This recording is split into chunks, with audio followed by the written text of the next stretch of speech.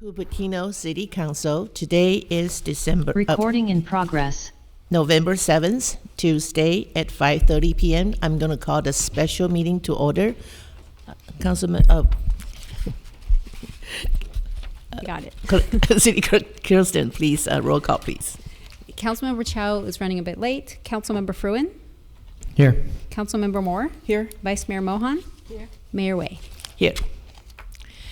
In the special meeting, we have 3 action items. I like to combine the first and second. These are the same items with the same terms with 2 of our employee associations. So I think it is really good to combine them and approve them and ask questions at the same time. If there are no objections from my council, let's do that. So the first and the second, the first one is to approve the tentative agreement revising the salary and benefits terms of the Memorandum of Understanding for the Cupertino City Employees Association, CEA IFPTE Local 21, for the terms of July 1st, 2022 through June 30th, 2025. The second item is approve the tentative agreement revising salary and benefits terms of the Memorandum of Understanding for the Operating Engineers Local Number 3, Union AFL-CIO OE3, for the term of July 1st, 2022 through June 30th, 2025. Do we have a staff presentation? Thank you, Mayor Wei. We do not have a formal staff presentation, but we do have the Admin Services Director, Christina Alfaro, here to walk you through on the terms of the contract negotiation and be here to answer any questions that you may have. Okay. Thank you, City Manager Wu, and good evening, Mayor Wei and City Council. The city has come to an agreement on its wage reopener with our 2 bargaining units, Cupertino Employees Association, Local 21, IFPTE, and Operating Engineers 3. We refer to them as OE3. The recommendations before City Council this evening on that wage reopener are a 3.5% cost of living adjustment effective the first full pay period in July. Health rates are increasing to cover 100% of Kaiser plan rates at all coverage levels effective January 1st, 2024. The addition of a one-time floating holiday to be used prior to December 31st, 2023, and 2 new holidays, Lunar New Year and Cesar Chavez Day. There's also a potential to reopen negotiations. This is the second year of the contract, of a 3-year contract that was approved by City Council last year. If there are specific criteria is met, the contract could potentially be reopened again for wages in that 3rd year. And that concludes my presentation, available to answer any questions you might have. Thank you, Director Alfaro. And do we have questions from the council before we open up public comments? If not, I'd like to open up the public comments. Kirsten, do we have cards or Zoom? John, did you want to speak on this item or 6 during the meeting? This item. Oh, this item. Okay, yes. So we have one request from Community Hall, John Martier. Hi, good evening. I sat here probably back last month as a representative, not just of, John Martier. I'm a senior planner with the Community Development Department, but I'm also been a proud board member of the Cupertino Employees Association, IFPTE affiliated since 2016. This is my, I'm gonna be dating myself, probably my 3rd negotiations, and this is probably one of the more difficult ones just because of everything. But mainly I just want to thank the negotiating team on your end, council, yourselves.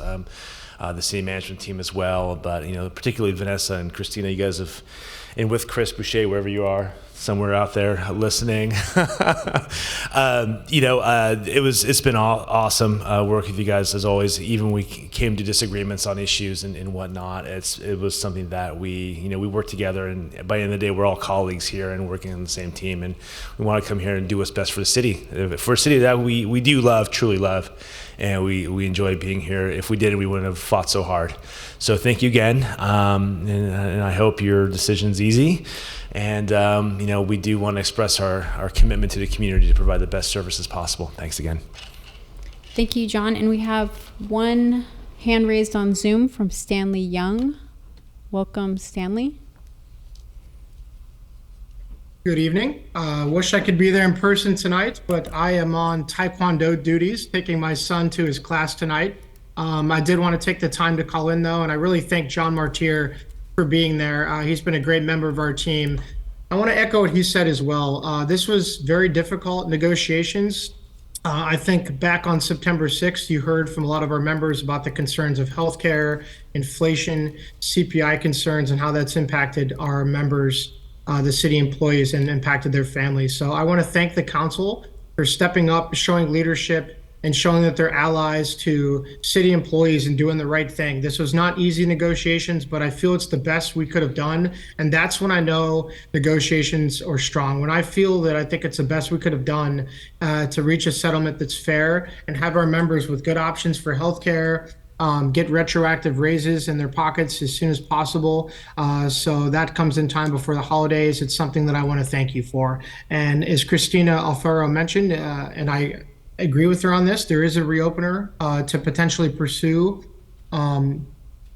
more contract negotiations if there's something that changes in the budget, which is a positive thing. And I want the council to know that our union's prepared and to work with the South Bay Labor Council to do anything we can to get some mitigation and legislation that can help the city. So you have a partner in our union, and I can speak for Michael Moore and OE3. You have a partner in OE3 as well. And we've let the city know that we are here to help. So please make sure that you direct staff to reach out to us and honor that. And we're happy to help. So I want to thank you, and thank you to the city management team, Pamela and her staff, Christina, Vanessa, and also to Christopher Boucher.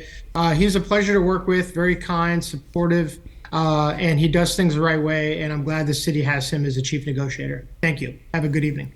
Thank you, Stanley. And Mayor, we have no further requests. Thank you, Madam City Clerk. I'm going to close the public comment periods and then bring it back to the council for comments. Do we have council would like to make some comments? And Mayor, for the record, quickly, Councilmember Chow has joined the meeting. Oh, sure. Okay. So actually, I'd like to start with a comment. Although the city council seems to be the face of the public, it's the city's employees that are really the backbone of our organization. As a council, we establish policies, but it is our staff's dedication that brings our vision to life. I know I speak for more than myself when I say the council and the community appreciate all our staff's passion and hard work on a daily basis to ensure that the smooth function of the city goes a long way. Negotiations, as the word indicates, is a lot of back and forth and a lot of give and take. But I'm happy that we have reached agreements with our unions and that we are able to provide our staff fair salary and health benefit increases. I also want to thank staff for their passion and professionalism when they came before us in these chambers just a few weeks ago. I want our staff to know that we heard you and that the terms before us today are a reflection of that. I would like to take this opportunity to thank both the city and the bargaining unit negotiation teams for their hard work and effort to reach agreements on the wage and health benefits reopeners for the current labor contracts. Once again, to the entire city staff, thank you for your commitment and service to Cupertino and our residents. So that is really my heartfelt comment, and I'm hoping I'm going to open up for comments from the floor. I see Vice Mayor Mohan, followed by Councilmember Froon, and I remember Councilmember Kitty Moore. You want to say something too? Okay, so Vice Mayor Mohan, Councilmember Froon, and Councilmember Moore, please. Thank you, Mayor Way. Thank you, Mayor Way. I completely echo the sentiments expressed by the mayor. It's a total honor to recognize Cupertino's dedicated employees whose hard work, creativity, and perseverance are the driving forces behind the success of our city. Your commitment to service is inspiring and fundamental in ensuring the efficient and effective functioning of our city, and your contributions don't go unnoticed. Today, I want to express my heartfelt gratitude to each of you. Your exceptional efforts make our city a better place, and I'm immensely proud to work alongside with you and your team in our combined efforts. Thank you for all that you do to keep our city running and for your invaluable contributions. Let's continue to work together. Let's continue to make strides and achieve greater milestones for the better of our community. Thank you again. I appreciate all of you. Member Froome, followed by Councilmember Moore, please. I'll echo the sentiments shared by both the mayor and the vice mayor. I also want to express my deep thanks for the dignity with which both unions have comported themselves in this issue. We are confronting unusual times in an unusual budget situation, and your patience and reasonableness matters a great deal. Thank you so much. Yes, thank you, Mayor Way. I agree with the previous sentiments and statements, and we certainly heard you regarding the healthcare issue and the costs. So I hope that this is very helpful to you. And I'd like to just move this item along and move the recommended action for both items 1 and 2, if I have a second. Second. Okay, it's being moved and second. Let's hear comments from Councilmember Chow. Hi. Yeah, so I think ever since I'm on the council, I have heard a lot of great comments from the residents about every department. And we have the best maintained park, best maintained field, and then we just heard about a very successful Parks and Rec event for the Halloween. And we run a lot of really great city program, and those would not be possible without all the staff. We really appreciate all of you. And since a lot of the negotiation is done in closed session, so when there are questions from the public, I was not sure what I can or cannot share. So I would take this opportunity to ask those questions. Maybe the city manager or the city attorney can share what can be shared in public. And so I think there were questions about why are we adding 2 holidays or 3 holidays? And I sincerely hope that we can do more for our employee, but under the circumstances, we have come to a good solution under the circumstances, but I wish we could do more. And could the city manager maybe help answer those questions? I'm sorry, which questions? So there was a comment about the recommendation from the grand jury is that the city already have a lot of holidays for the staff, but I think we are adding 2 more holidays after we added 1 more last year for Juneteenth. Could you share on how many holidays they have, and is that the right number? I don't know if that's the right number, but I'm sure Christina can share how many holidays that we currently. If the floating holidays are not used, could they be transferred to next year? These are the questions we received in the email, so I'm not sure if it's proper to answer. So, if it's appropriate, then. I can answer the holiday question if that's okay with everyone. So we currently have 15 holidays. Prior to this contract, we had 12. So last year when we approved the 3-year term, council added Juneteenth as a holiday. And then if you approve the agreements this evening, we'll be adding an additional 2 holidays, Lunar New Year and Cesar Chavez Day, for a total of 15. Mm-hmm. And then could they carry it over to next year?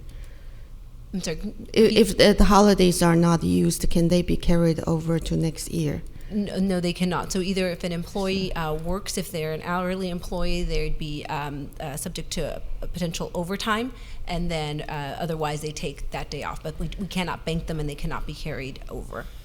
This is a question I guess also asked in closed session, but probably many members of the public would have a similar question. So if we add 2 more holidays, how would we cover the city's services? Would the employee be able to use flex time to cover them so that we still provide the same level of service without too much overtime pay? So again, an employee would have the ability to potentially either flex that day or get overtime. The other way we could work around it as well is there may be some delays in services. So things we might have done on that holiday day, similar to when you have like your garbage pickup, they either have to pick up the day before or the day after. So we could also shuffle some things around. Mm-hmm. Given our economy situation, I do think offering off holidays is the best solution, but it still comes with the cost. So a question from the public was, how much is the cost for one holiday? So there really isn't a dollar cost. It's really, again, more in work delays is where you're going to feel it. So the amount of days the city is paying is still the same number of days. So it's 80 hours in a work year if you don't if it's not a leap year, and so the city still pays those dollars to the employees. Instead of working that day, they now get it as a holiday. So there really isn't, again, a dollar impact. It's really more that there could be potential delays for services. Great, that's great to know. Thank you. Okay, if there are no other comments from the council, we have a motion and a second. Let's vote by light.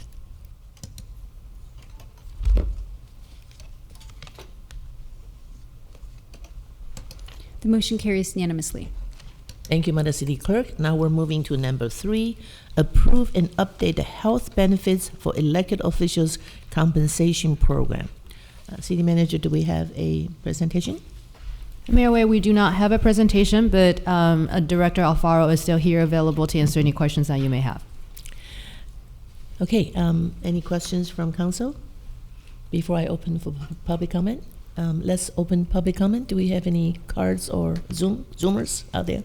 Mayor, I have no speaker card requests, nor do you see any hands raised on Zoom.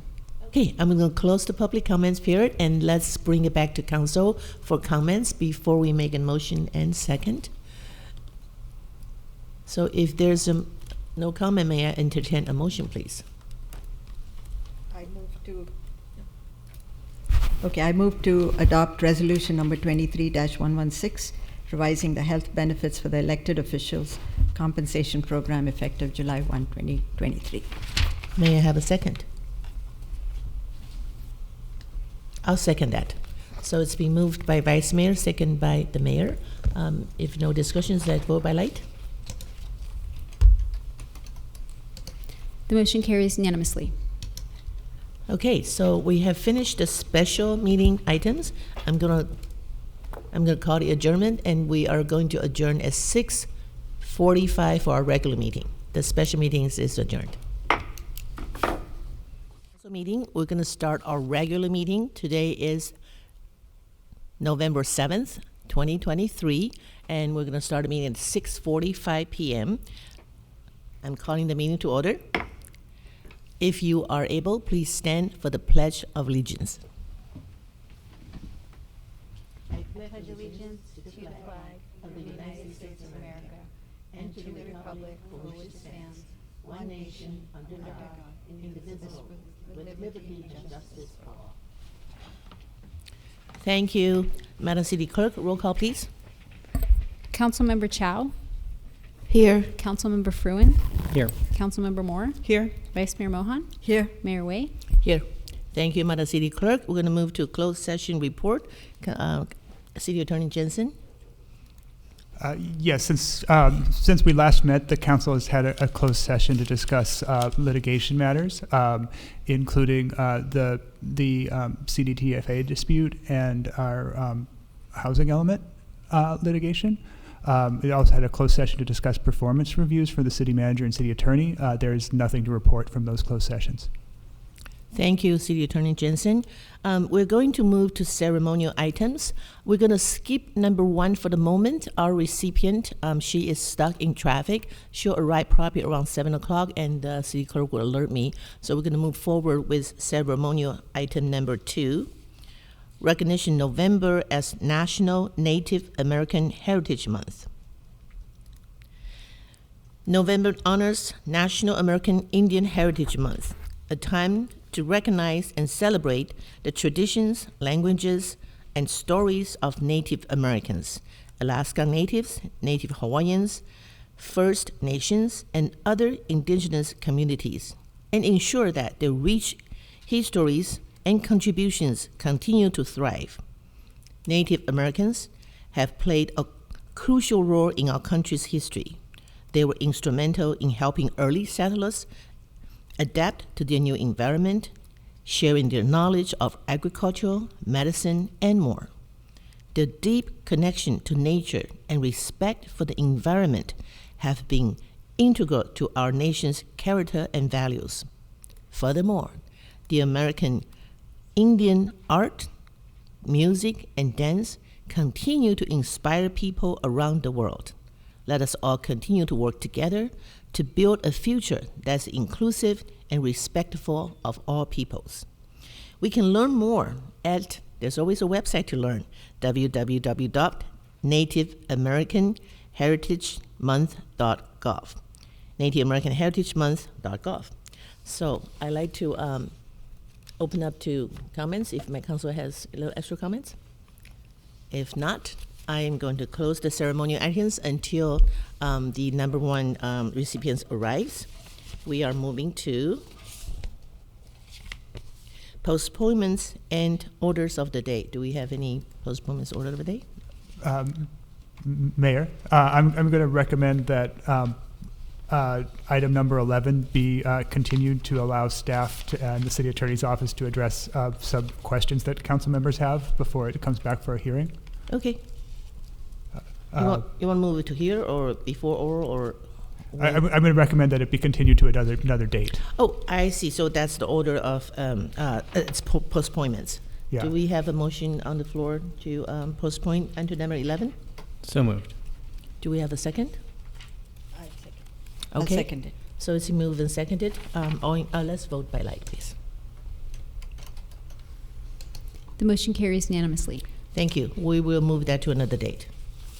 All right, so we are moving to oral communications. This portion of the meeting is reserved for people visiting, wishing to address the council on any matter within the jurisdiction of the council and not on the agenda for discussion, including information items.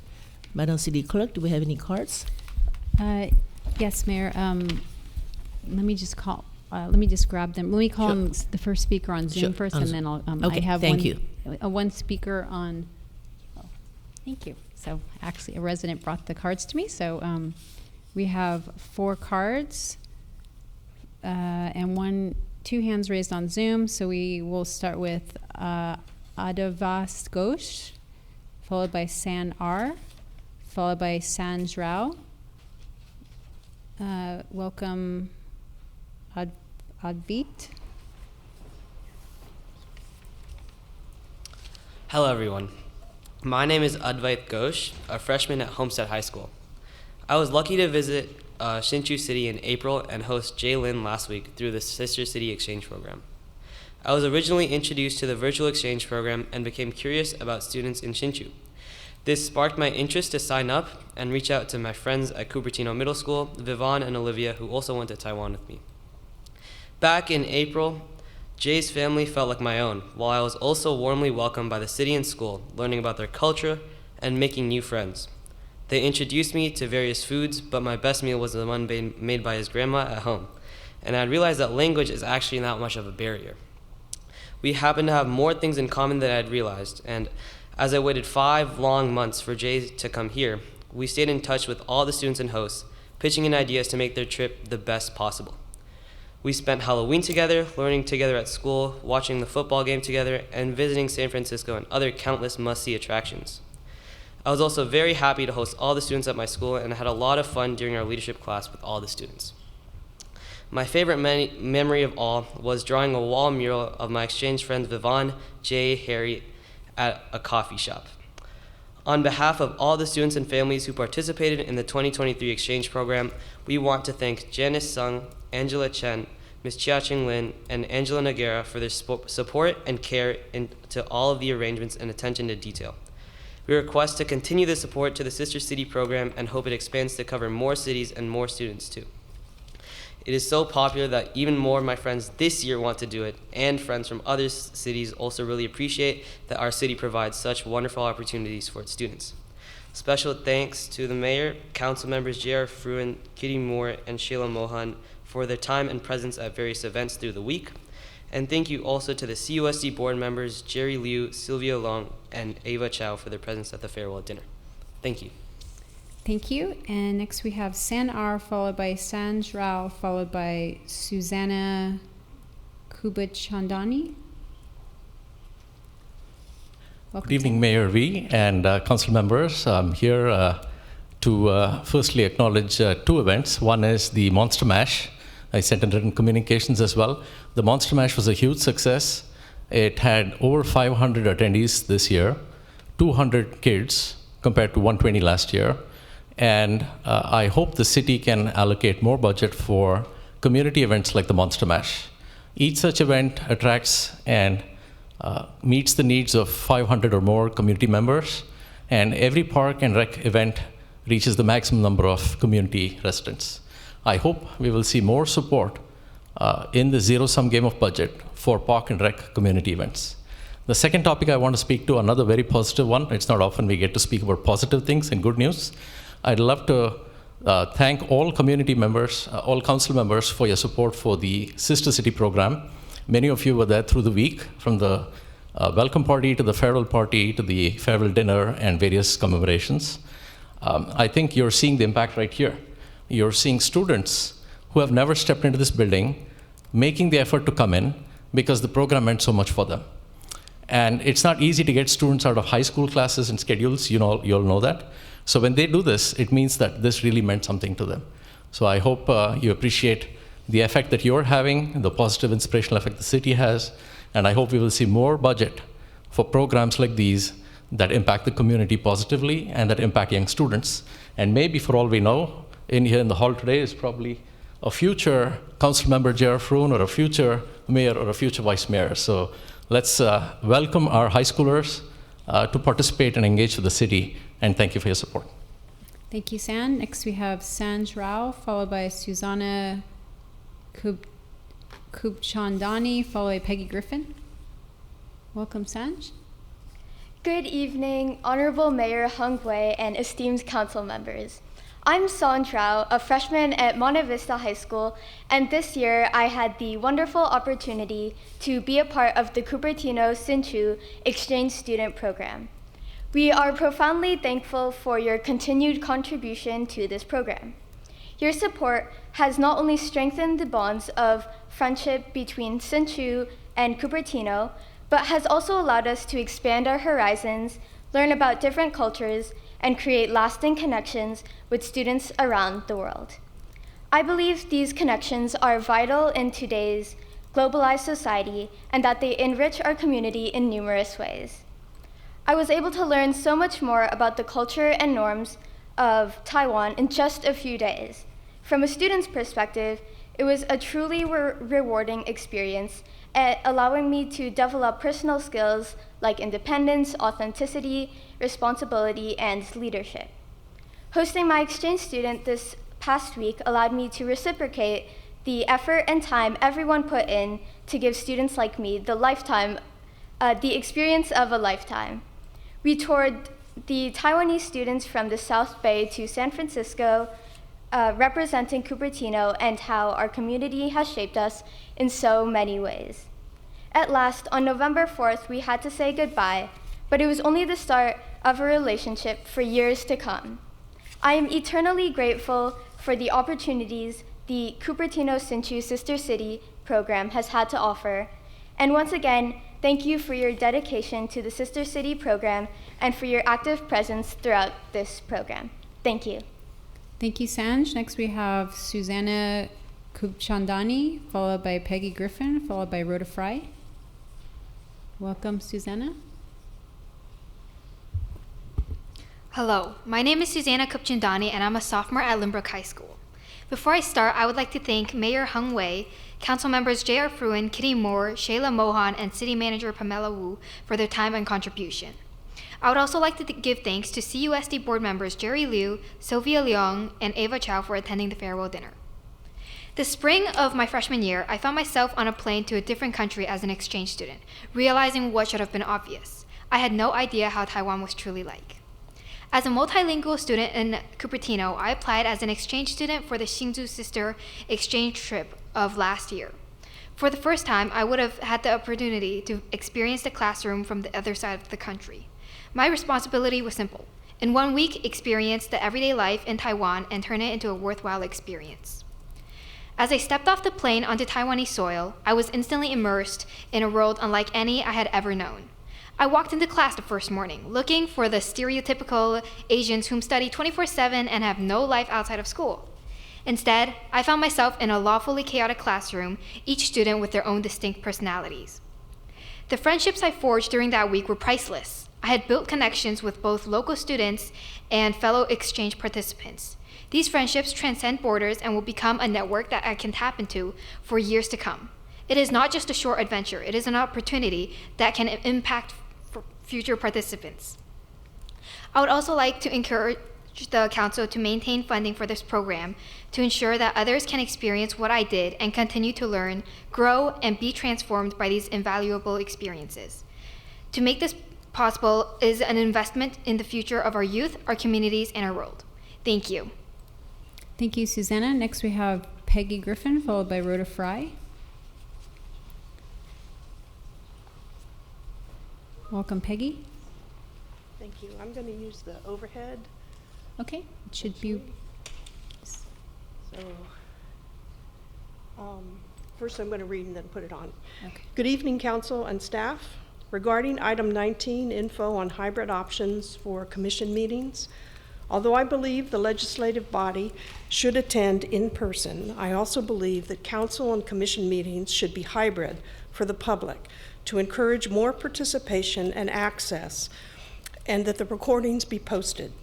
I'm glad that the governor's state of emergency has expired so that the members of the legislative bodies are required to attend meetings in person or comply with the narrow exceptions authorized under the Brown Act.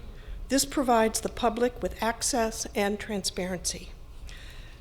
I also appreciate City Attorney Jensen's attachment A that describes the remote meeting requirements that must be met in order for a council member or commissioner to participate remotely. In fact, on Tuesday, September 19th, 2023, we had a case for the need to participate remotely under the Brown Act by Vice Mayor Mohan. According to City Attorney Jensen's attachment A memo, regardless of the reasons for a council member's request, whether it's just cause or an emergency, several general requirements apply, as listed in this memo. Can you see it all?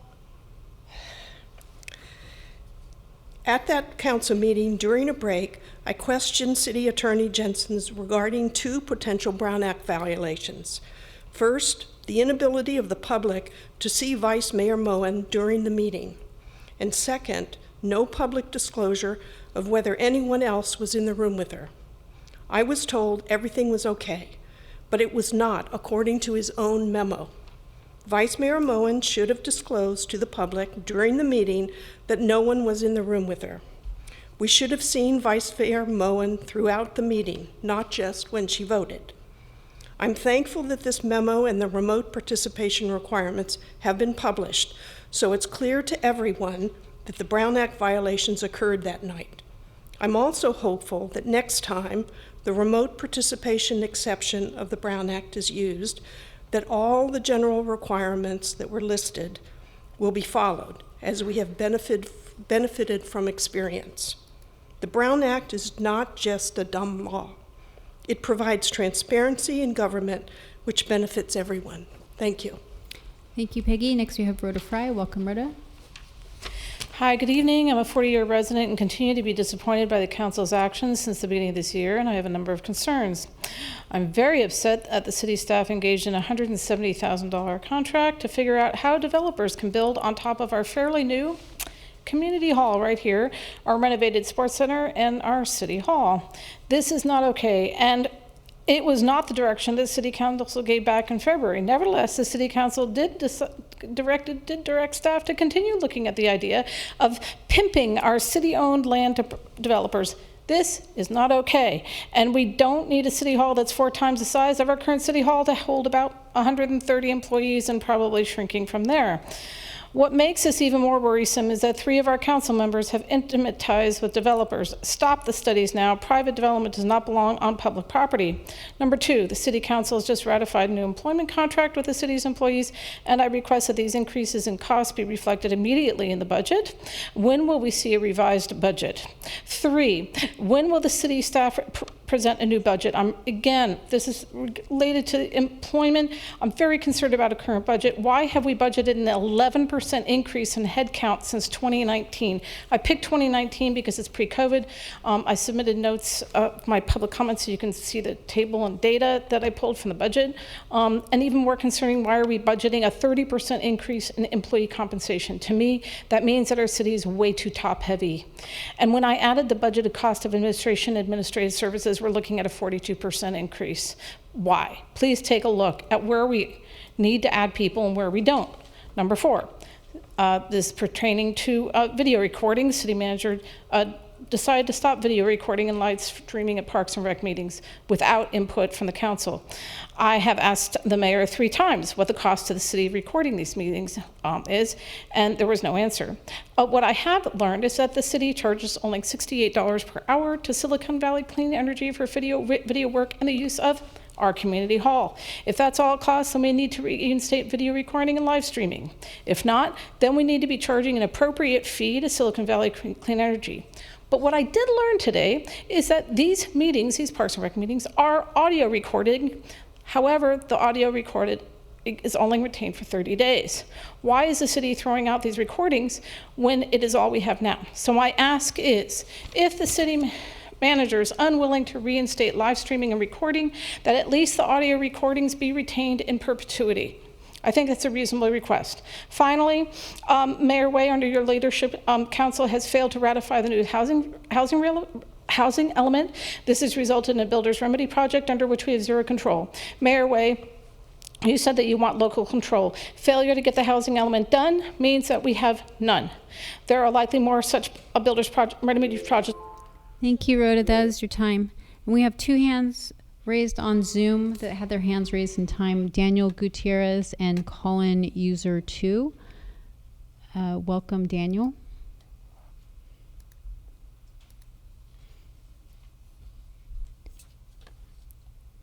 Good evening, council members. My name is Daniel Gutierrez. I'm the Deputy Chief Program Officer with the Bill Wilson Center.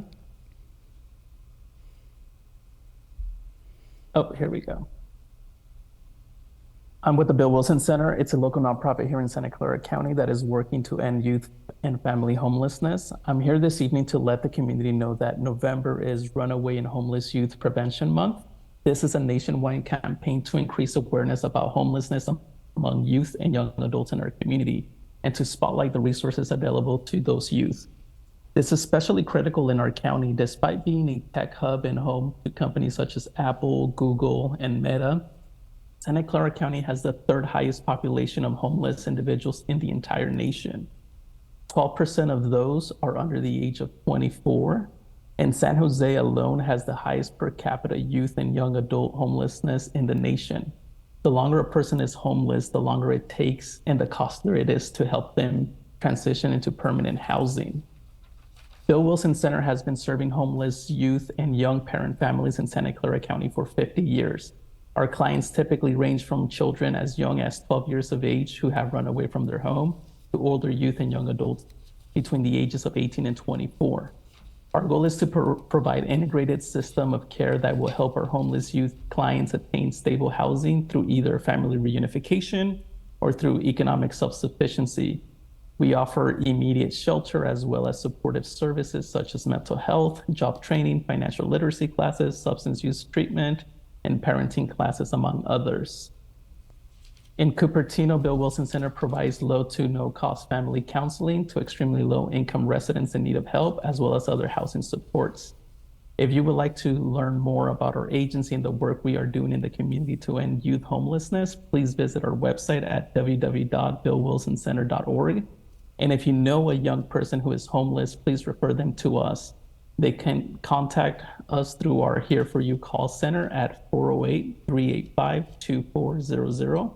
The call center helps match people to emergency shelters, provides assistance to sustain current housing situations, and makes referrals and linkages to community resources.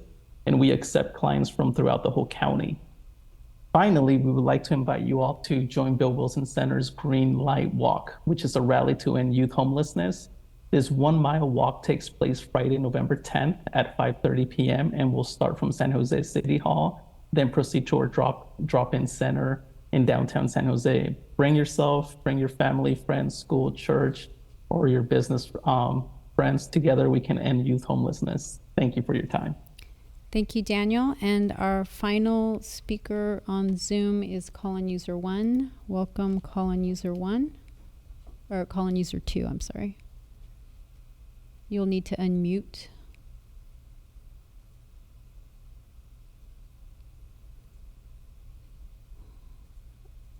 It looks like you may be logged in twice, so I'll try you on your second line. Can you unmute now?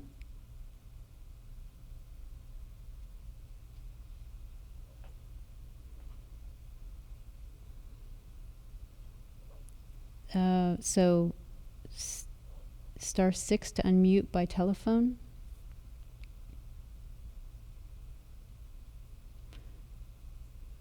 So, Mayor, I believe we're having some technical issues. They're unable to use their audio. So let's give the person a little bit of time, because I would like to take this chance to make a comment on information number 16, Stevens Creek Boulevard, Calabasas Creek Storm Drain Project Update. I really want to thank the collaborative.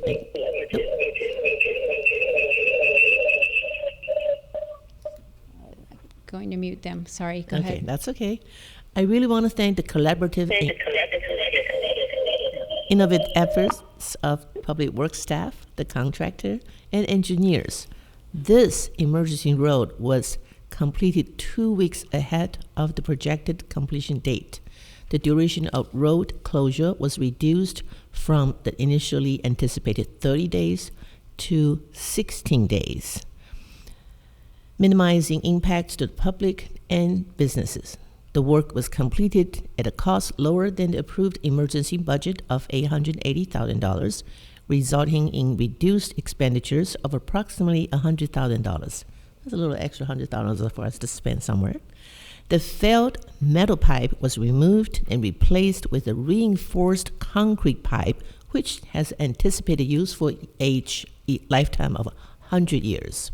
The contractor began reopening the eastbound road closure in the morning of Friday, October 27th, and made it fully accessible by the end of the day. On behalf of our city council, our residents, and actually the entire community who travels on Stevens Creek Boulevard every day, we appreciate that everyone's efforts on this critical project. And do we have the residents back? I can try. Just call in user 2. Please make sure that you turn off one of your devices that needs to be muted. So I'll allow you to speak now.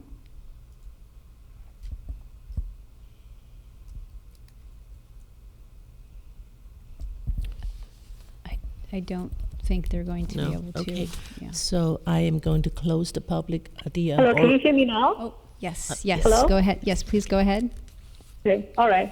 Thank you, council members and guests. And this actually is about I should be talking about several times in the meeting. Is we try to reach the city and the outside law firms about the regular residents. We're not the developers, and that's about the matters in the backyard. But we couldn't reach anybody to talk to us. And Deborah tried to set a meeting and still couldn't go through for months. And please let us know who we could talk to. And I believe no one in this council and the city position, the people want to associate with the injustice. And it's all the cities, they have the policies talk to the residents. And if you can't talk it, please send somebody talk to us. And we wanted to work out the earliest as well. And that we see the city have other matters and other costs. We don't understand why you guys need to drag this matter so long and also keep standing outside the fund. And we usually don't really ask much at all. And please let us know earliest time, and we could talk to you and all your assistants as well. And we only want our staff back. So please get back to us as early as convenient. Thank you. Thank you, Mayor. That concludes our speakers. Thank you, Madam City Clerk. I'm going to close the oral communications and move back to ceremonial matters number 1, United Against Hate Week proclamation. The lady who's supposed to arrive here, Jacqueline McCormick, Mayor's Chief of Staff of the City of Berkeley, had to turn back to Berkeley due to real heavy traffic. So I'm just going to read the proclamation, and we will deliver the proclamation to her when opportunity comes. The United States is a nation whose strength comes from its diversity, and all individuals should feel safe and respected and treated fairly regardless of race, gender, orientation, religion, and political views. The city of Cupertino is one of the most diverse places in the country and has witnessed the dangers and repercussions of hate, racism, and bigotry rise and manifest in violent, hateful, and cruel attacks throughout the United States and greater San Francisco area.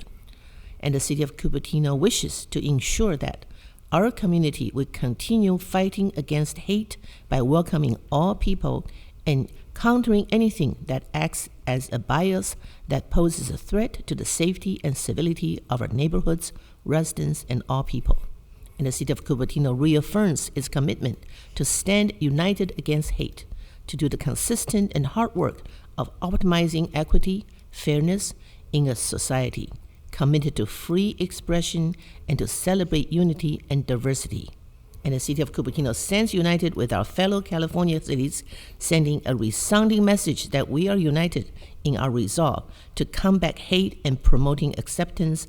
And in the city of Cupertino, and all our residents will call on all our residents and businesses to take action, build more inclusion, and stop hate for a better and more supportive community in the city of Cupertino and the greater San Francisco Bay Area. I am very proud that our city stands together, and I encourage our residents to speak up sometimes against hate, crime that's prevalent in parts of our country. So thank you very much. So I'm going to close the ceremonial item and move back to agenda. And we are moving to consent calendars numbers 3 to 11. Do we have any consent calendar that's being pulled? Yes, Mayor Wei. So we have item number 6 that is pulled by Councilmember Chow. Item number 8 pulled by Councilmember Moore. Item number 10 pulled by Councilmember Moore. So is item number 11 pulled by Councilmember Moore. And I remember. Oh, I'm sorry. Item number 11 has been postponed. Okay, I understand. So, so we are going to make a motion to approve consent calendar number 3. I'm going to open up the public comment, but we are going to comment on number 3, 4, 5, 7, and 9. All other comments will be commented when that item comes up for discussion. So I'm going to open up for public comments. Do we have any comments? No? Not on Zoom either? Sorry, Mayor. No, I do not have any Okay. requests for these Thank items. you. I'm going to close the comment for consent calendars. I would like to have a motion to approve consent calendar 3, 4, 5, 7, and 9. May I have a motion, please? Yeah. I move to adopt the consent calendars with items 3, 4, 5, 7, 9, and that's it. May I have a second, please? Second, Moore. Okay, moved by Vice Mayor Mohan, second by Councilmember Moore. Let's vote by light.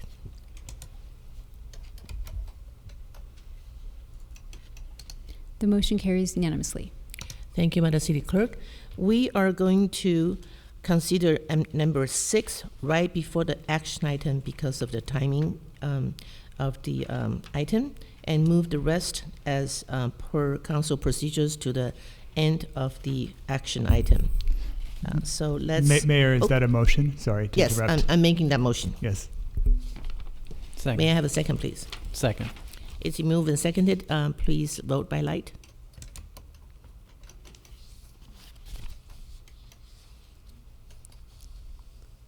And Mayor, I just need a vote by your light. Motion carries unanimously. Thank you, Madam City Clerk. So we are moving to item number 6. Okay, let me find number 6. Excuse me. The subject is approve and update the salary and benefits for the unrepresented management and confidential employees and appointed employees. Do we have a staff report? We have a staff report in the packet for the council, and I believe that we've also provided a supplemental responses to Councilmember Chow's questions. But both myself and Director Alfaro are here to answer any follow-up questions that council or Councilmember Chow may have. And does the Mayor wish to provide an oral report for this item? Yes. Okay. In accordance with Government Code Section 54953C3, I'm providing an oral summary of the recommended action. The item before the council tonight is to approve and update the salary and benefits of the city's assistant city manager and department heads who participate in the city's unrepresented employees compensation program, effective November 7th, 2023. The proposed increase to salary and benefits effective November 7, 2023 is as follows. I'm going to read very carefully. The unrepresented positions are Assistant City Manager, amount at $14,532.84. Director of Administrative Services, at amount of $16,386.31. Chief Technology Officer, at $12,434.14. Director of Community Development at $13,247.44. Director of Parks and Recreation at $12,312.66, and Director of Public Works at $12,521.02. Additional details regarding the item are set forth in the agenda and resolution associated with this item. So, Mayor? Yes. Just to be complete, I just wanted to also make sure that we address that the action on the unrepresented employees compensation program would have an effect of per contract of increasing the city manager's salary by in the amount of $14,702. Okay, thank you, City Attorney Jensen. So this item, I want to open for council questions first before we go to public comment. This is pulled by Councilmember Chow. Would you like to ask a question I first? pulled it because there were some public questions, so I want to the opportunity for the public to ask their questions first. You mean to open up for public comments first? Okay, we're going to open up for public comment for this item, number 6. Do we have any cards? I have no cards, Mayor. I see How no about hands on raised the on Zoom. Zoom? No? No hands raised on Zoom. Okay, so I'm going to close the public comments and bring it back to council for discussion. Any discussions? And I just have one short question. So, why is there the need to adjust the classification?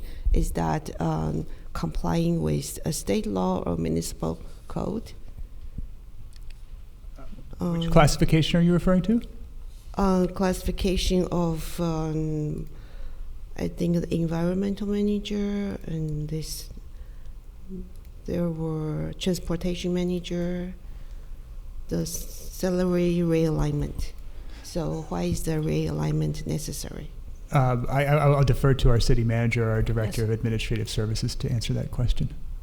So through the mayor, I believe the environmental manager and also the environmental services manager is a newly created position that will be added to the unrepresentative union. So it was previously in a different union representation. Just a point of clarification, if I may, City Manager Wu.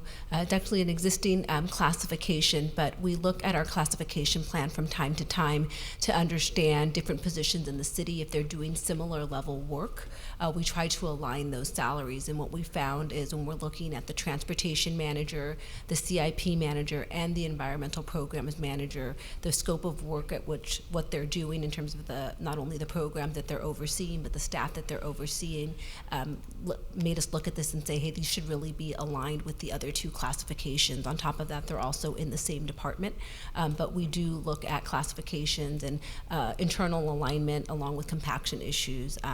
Usually anytime we know we have a contract, and sometimes outside of contract, making sure we make those updates as necessary. Okay, and there is also I think, alignment for the city manager and city attorney, the classification 5. So is that also an adjustment because of? So there, I believe what you're referring to is the salary tables and the appointed agreement. Yes, yes. So the city manager is receiving an increase similar to what has been what is before you this evening for the unrepresented group, and that is because that language is included in her contract. City attorney currently does not have an increase, so you'll see that salary stays the same. He does not have the same provision in his contract. So we are not. Short answer is we're recommending an increase for city manager because that's what's in her contract. And a city attorney does not have the same provision. Yeah, and I think we forgot to discuss that. We should have considered it. Yeah, thank you. So maybe I have a question for City Attorney. Since Councilmember Chow mentioned that, is this a place we can discuss it or we have to agendize it? Yeah, so I don't think that is on the, well, let me think about that. I don't think that my contract is on the agenda, so you could bring that back as a future agenda item. Understand, thank you. Other comment from the City Council? If not, I would like to entertain a motion and a second, please. Councilmember. I'm happy to make the staff recommendation. There were three items. Do I need to read them out or just adopt the staff recommendation? May I have a second, please? Second. Second, so motion by Councilmember Chow, second by Councilmember Foon. If there are no discussions, let's vote by light. The motion carries unanimously. Thank you, Madam City Clerk. Now we're going to move to action calendar number 12.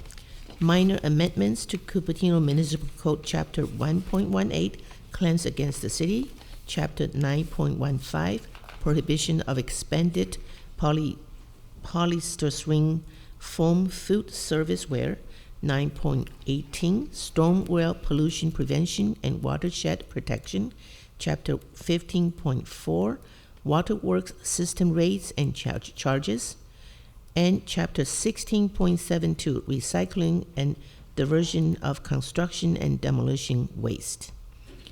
Do we have a staff report? Yes, Mayor. I do have a staff report. I have a very short presentation, which I will bring up on the screen now.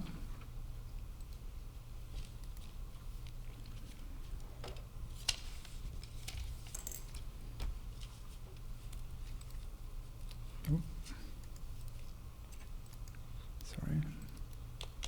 I just need to share my screen. So this is The ordinance that's in your packet is, we try to do this annually, is we just call this a code cleanup ordinance. These are minor and should be non-controversial amendments to the municipal code. We do this, again, we try to do it on an annual basis to make sure that our code stays up to date, remove internal inconsistencies, clarify things that need to be clarified, or just, routine modernization of the code. And so the proposed changes are listed in the staff report, and there's both redlined and clean copies of the ordinance for your review.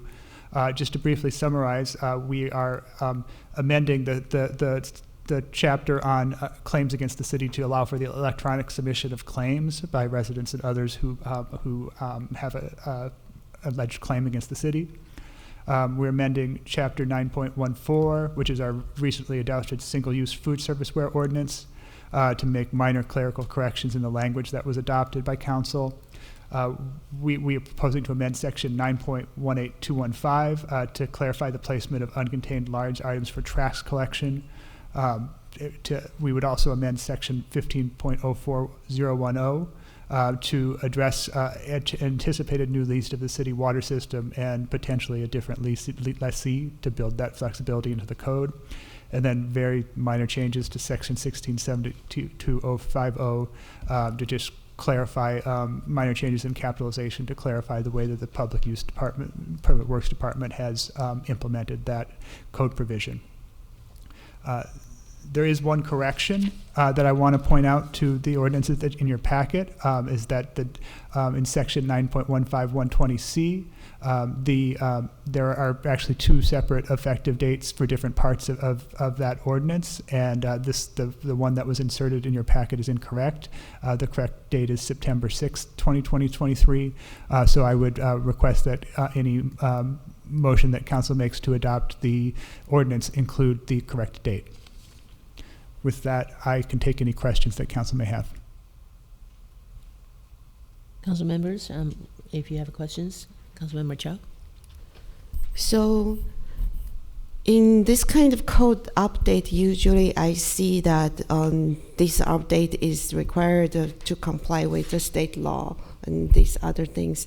I don't see that in this staff report, so I'm just curious, is none of these is required to comply with new laws?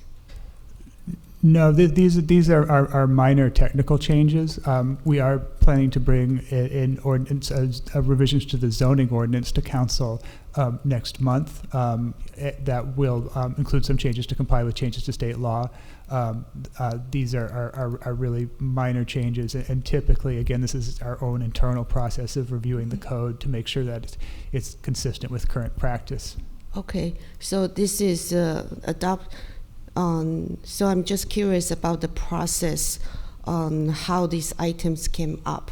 So it's a department head that provide information to the city attorney's office on this code does not comply with current practice, so we modify the code so that the code complies with current practice. Yeah, so I solicit input from all the city departments, from all the department heads, and then ideally they solicit input from their staff that are involved in the day-to-day implementation of all these provisions. So that's, if the city attorney's office identifies things independently, obviously we'll call that out as well. But we rely heavily on our staff that Okay. Work with these set code provisions on a day-to-day basis. That's great. Thank you for doing that. So in some way, some current practice were not complying with the code earlier because the code didn't work. I'd say sometimes practices evolve over time. Sometimes they're just simple, like with the case of the single-use plastics, there were just some minor errors in the ordinance that was adopted by council to take the claims presentation requirement. There has been a change in state law that allows for that provision, although it doesn't require it. And although we never necessarily want to make it easier for the city to give money to people, we do think that convenience for our residents and staff is worth including that provision in the code. And so it's so each change kind of has its own reasons, but it's intended to just sort of be an omnibus bill that compiles these things that, again, we would think wouldn't be controversial and are just, move the efficient administration of the city forward. So if anyone finds any current practice that does not exactly comply with the code, but maybe the current practice has its reasons, they can refer that to the city attorney's office for consideration. Absolutely. And those sometimes come up over the course of the year and sometimes come up in response to this request. Thank you. Thank you for the questions. Any other questions from the council before I open up for public comment? Okay, so I'm going to open up for public comment on item number 12. Do we have any cards or raised hands? We have no requests to speak on this item, Mayor. Okay, thank you. Seeing none, I'm going to close the public comments, bring back for council for discussion or a motion. If no discussion, I would like to entertain a motion and a second, please.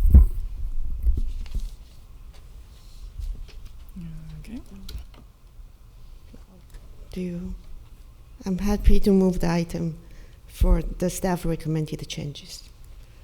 Do we need you to read? To clarify, that Yes. includes the correction to the date in, let me get the section number right, section 9 point, sorry. I want to make sure I get the section number right. 9.15? 9.15, 120C. Mm-hmm. Okay, and I move for the clerk to read the title of the ordinance. This is the first reading and the city council conduct the first reading of the ordinance by title only. Shall I? Okay. Please proceed. Thank you. This is the first reading of ordinance number 23-2252, an ordinance of the City Council of the City of Cupertino, amending City Code chapters 1.18, 9.15, 9.18, 15.04, and 16.72, and including the date correction to 9.15120C. Thank you. May I have a second, please? I'll second it. So second by Vice Mayor Mohan. If there are no discussions, let's vote by light.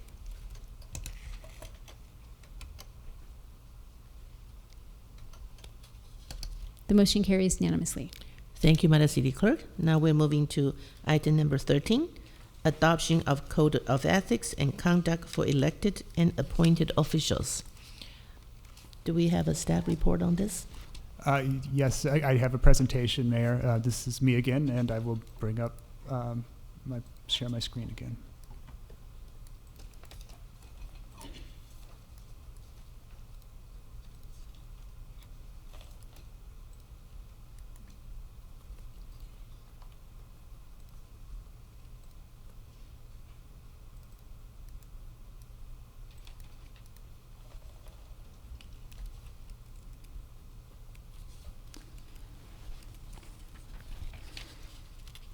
So the item before you is the adoption of a new ethics code for the city of Cupertino. I'm going to very briefly summarize the background. We previously discussed this policy in September, so I won't belabor these points. In November 2018, the City Council adopted an ethics code for elected and appointed officials. That code was rescinded by the City Council in January 2019, and in January 2020, the City Council adopted the city's current ethics policy.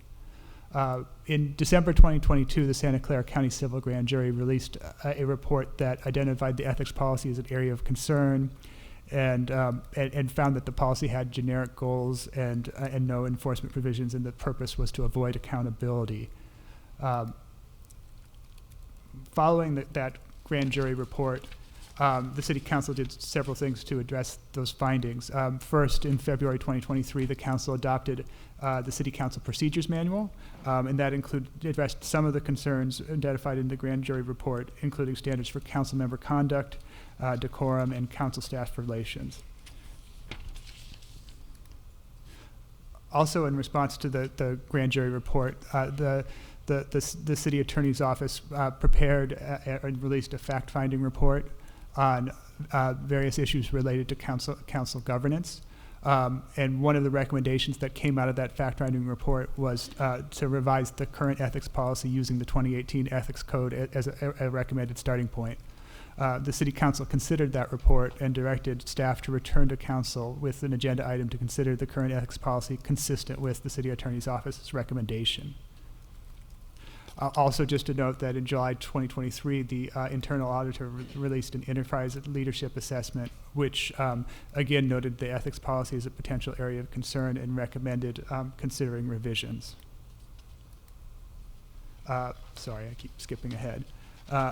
Finally, in September 2023, the City Council did consider the potential revisions to the ethics policy. The City Attorney's Office presented options for revision, took council input, and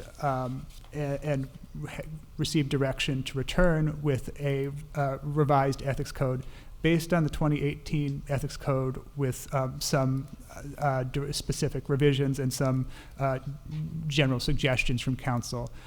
Specifically, Council voted to make sure that there was a mechanism for disciplinary action for ethics violations. They directed that the policy should include provisions for complying with FPPC regulations.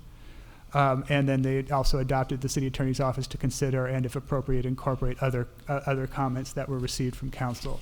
And that was done in the preparation of the policy that appears in your agenda packet. That revised code, they're both clean and red-write versions that are presented, incorporate both the direction from Council and then also numerous things suggested by individual Council members. So just to summarize at a high level, some of the revisions. So covered officials, the coverage of the ethics code would be extended to department heads as well as elected officials, appointed officials, and the city manager, city attorney, city clerk, and treasurer. There is language added to the code to address FPPC reporting. That language is relatively limited, but the City Attorney's Office recommends that additional sanctions for non-disclosure of FPPC reporting requirements by commissioners and non-council committee members be addressed in upcoming revisions to the Commissioner's Handbook. So that might be something that we will be revisiting in the coming months.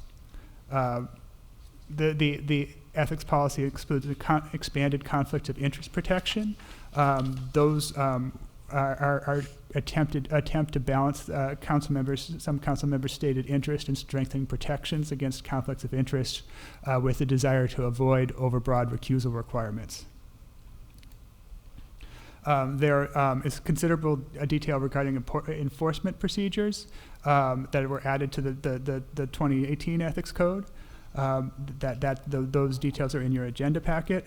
And then there are other revisions to ensure consistency with the recently adopted City Council Procedures Manual.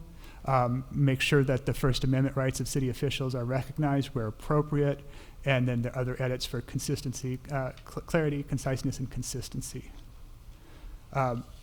So City Attorney's Office believes that the proposed policy does reflect the direction that we received from Council in September, and so we do recommend that you adopt the resolution in your agenda packet, adopting the City of Cupertino Code of Ethics and Conduct for elected and appointed officials and rescinding the current ethics policy.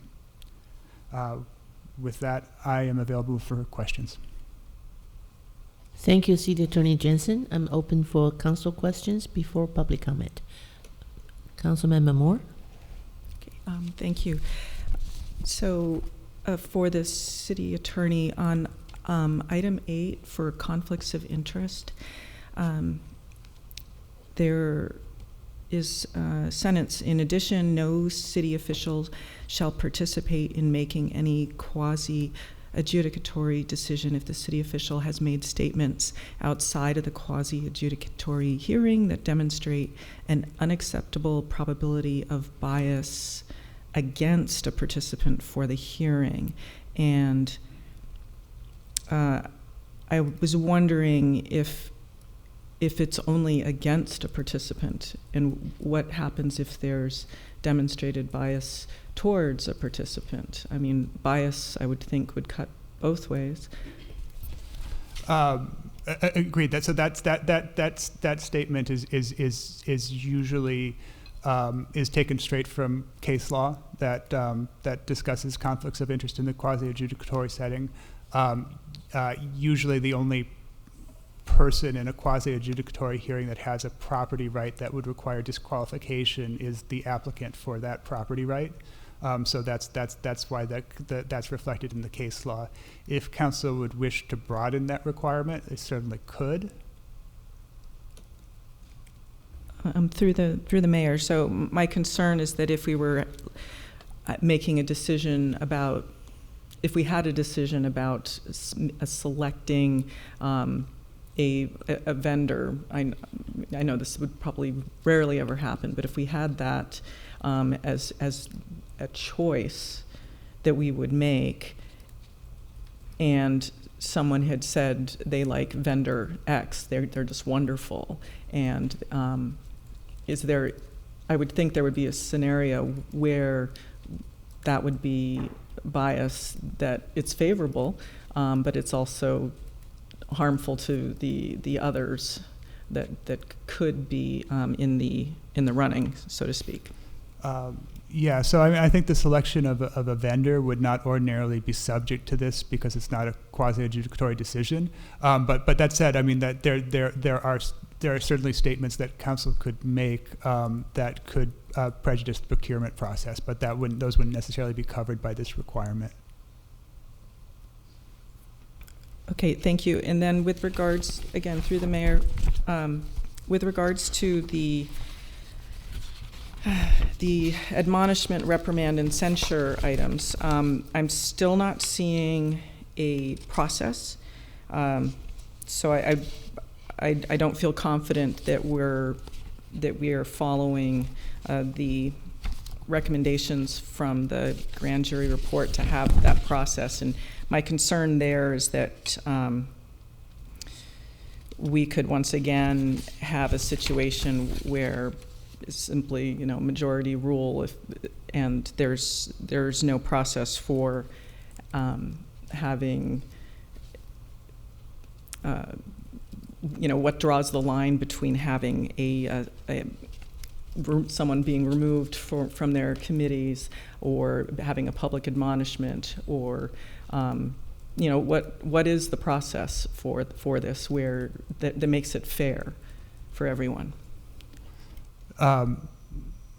So, I mean, there are requirements for notice in the provisions, and there's considerably more detail. I don't recommend adopting the grand jury's recommendation with respect to an independent ethics commission. I think that would be very unusual for a city of Cupertino's size to have that arrangement. There are larger jurisdictions that sometimes have that. I think that type of body can be very resource intensive, and it is also not necessarily immune to sort of being used for political purposes, which I think is the concern you're getting at. I've certainly seen those type of bodies used for political purposes in other jurisdictions, and so it doesn't. I understand your concern. I'm not sure that entirely solves the problem, and it adds a pretty complicated apparatus. Okay, thank you. I'm running out of time. So I during the last meeting on this topic, I brought up that both Los Altos and San Jose have a process for admonishment and censure, and it would be my recommendation that we take a look at that if possible. Thank you. Thank you, Councilmember Moore. I just want to let the council members know if you're waiting your 5 minutes, you don't have to go through the mayor. It's your time. Thank you. Councilmember Chow, followed by Councilmember Fruin. Okay.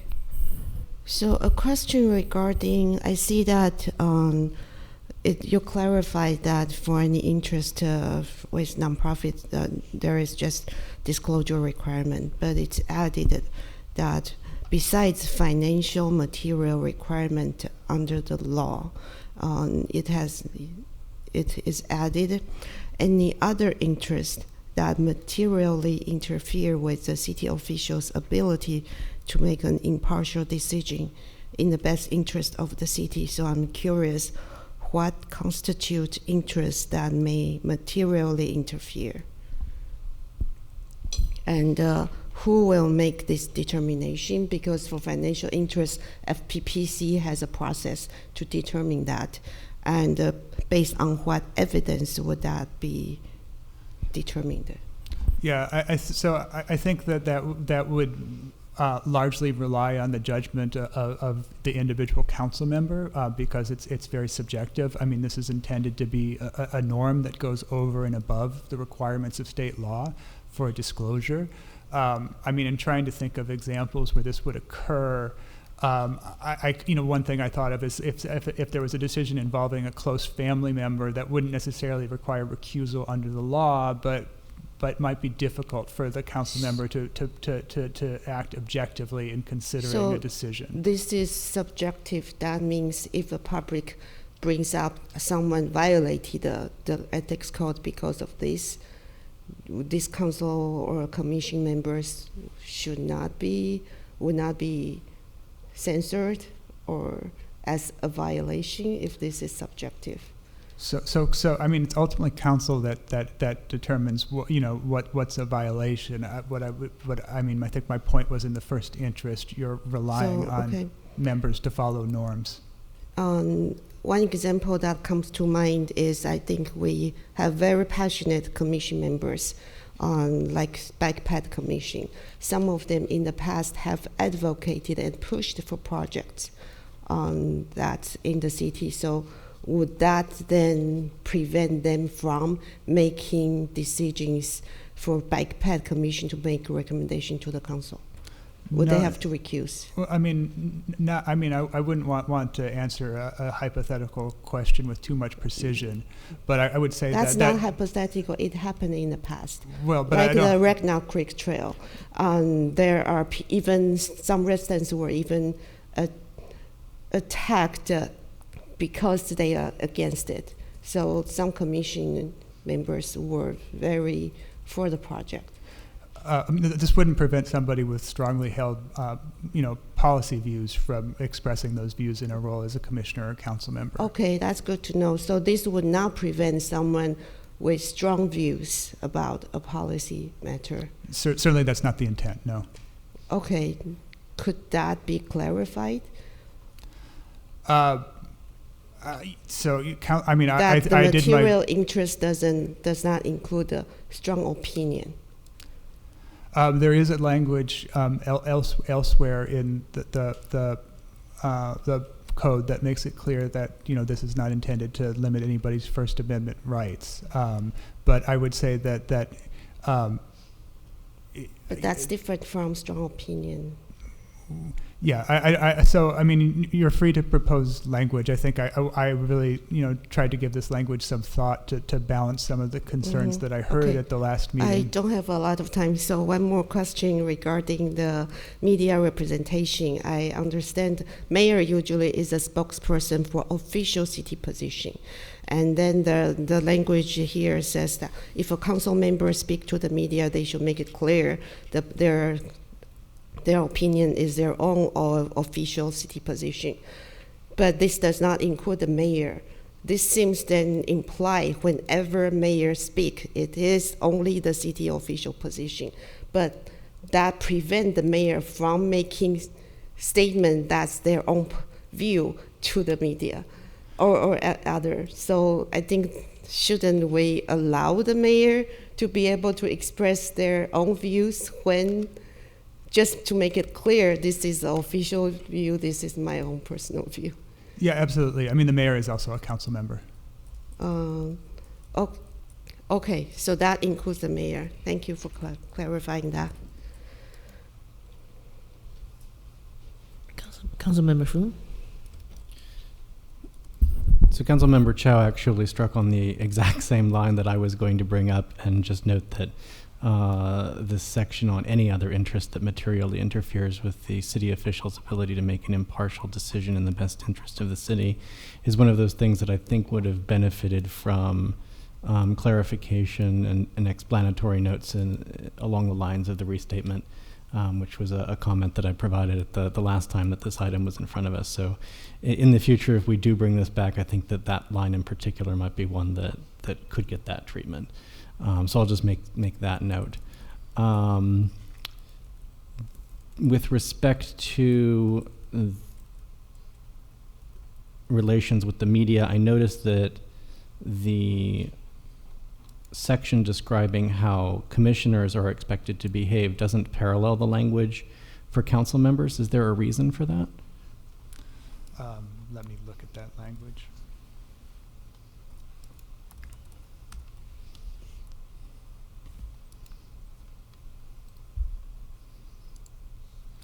Well, yes. I mean, I think that generally commissioners would not represent the official position of the city with the media. Whereas the mayor would generally be the first person to represent the official position. But there are situations where, for example, the vice mayor could speak in the absence of the mayor. But I think this. Commissioners talking to the media, I mean, I think should generally be talking in their own capacity, absent some specific authorization to do otherwise. Sure. So I agree with that. My point with regard to the lack of parallelism is really to the last line in subsection A of, I think this is 22 in the red line version. Where it refers to an individual council. If an individual council member is contacted by the media, the council member should be clear about whether their comments represent the official city position or a personal viewpoint. And it seems to me that it would be harmless to include parallel language for commissioners to that effect. Yeah, I think that would be a reasonable addition. Okay. And then my last question was on PDF 15 of the red line.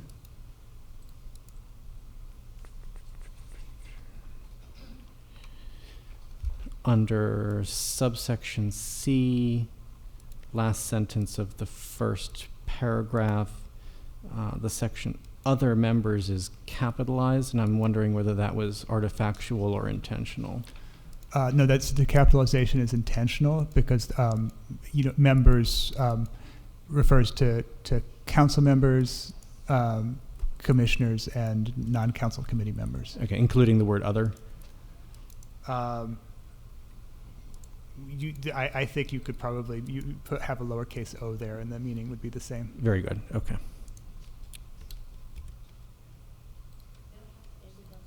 Thank you, Councilmember Froome. I have a question to follow up Councilmember Froome's 2 points that City Attorney said as a good to revision. So does it mean that when we that's a good revision now or later? I would be open to council proposing those revisions now. That there's no reason you can't if you wish to. Okay, understand. Any other comments, questions from council before I open up for public comments? If none, I'm going to open up for public comments. Yes, Mayor, I see 2 hands raised on Zoom and no cards in Community Hall so far. So the first one is Donna Austin. Second speaker is Jennifer Sheeran, and third speaker is Jean Bedord. Welcome, Donna. Okay. My name is Donna Austin, and I support the approval of this revised Code of Ethics policy. Our city should govern with the highest ethical standards. This will make us a better community built on mutual respect and trust. It will promote and maintain the highest standards of personal and professional conduct among all involved in city government. The grand jury and the independent investigator found that the City Council was violating our municipal code and individually directing activities of staff outside council meetings in contravention of our form of government. This revised code would eliminate that. City Council should govern with the highest standards of respect, honesty, openness, and this revised 2018 Code of Ethics will assure that that is done. Thank you. Thank you, Donna. Next we have Jennifer Sheeran, followed by Jean Bedord. Welcome, Jennifer. Good evening, City Council members, Mayor Way, and City staff. I actually had a slide put up. I'm speaking on behalf of myself only tonight.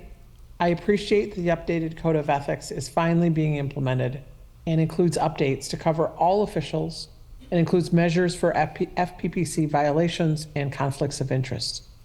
Most importantly, this proposal includes enforcement provisions. A good Code of Ethics must include requirements for compliance and enforcement for all who must abide by it. I'd like to draw your attention to one subsection and ask either for explanation or that a small language change be made. Under Part 17, Section A, it uses the term council member in the fourth line. I'd like to ask that it be changed to official to make it clear that civil discussion is required amongst all officials, including commissioners. The civil grand jury and the subsequent independent investigator stated the need for a new code of ethics. I am pleased that this new one is going forward now, and I urge you to approve it without delay tonight. Thank you for your work on behalf of Cupertino. Thank you, Jennifer. Next we have Jean Bedord, and we will move to Community Hall. Welcome, Jean.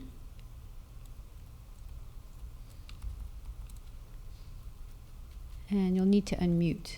There you go. Good evening, Honorable Mayor Way, Vice Mayor Mohan, council members, and staff. My name is Jean Bedord, and I'm a Cupertino resident. I'm speaking to you today to urge you to adopt the revised Code of Ethics and Conduct for elected and appointed officials. This more robust policy is long overdue, as pointed out by the grand jury report, the fact-finding report, as well as the internal auditor's enterprise leadership assessment. These are three different bodies which came to the same conclusion. The current 2020 ethics policy is currently inadequate, with the primary purpose avoiding accountability. Many of our elected and appointed officials have no experience in public service, policymaking positions, or management in general. So training and explicit guidelines based on best practices are necessary for good governance. This ethics policy is comprehensive, not a general feel-good document.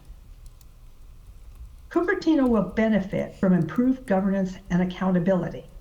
I urge you to adopt this 2023 Code of Ethics tonight and rescind the 2020 Code of Ethics. Thank you. Thank you, Jean. And now we will move to the request to speak in Community Hall. We have Louise Sadati, followed by Glenn Fischler. Welcome, Louise.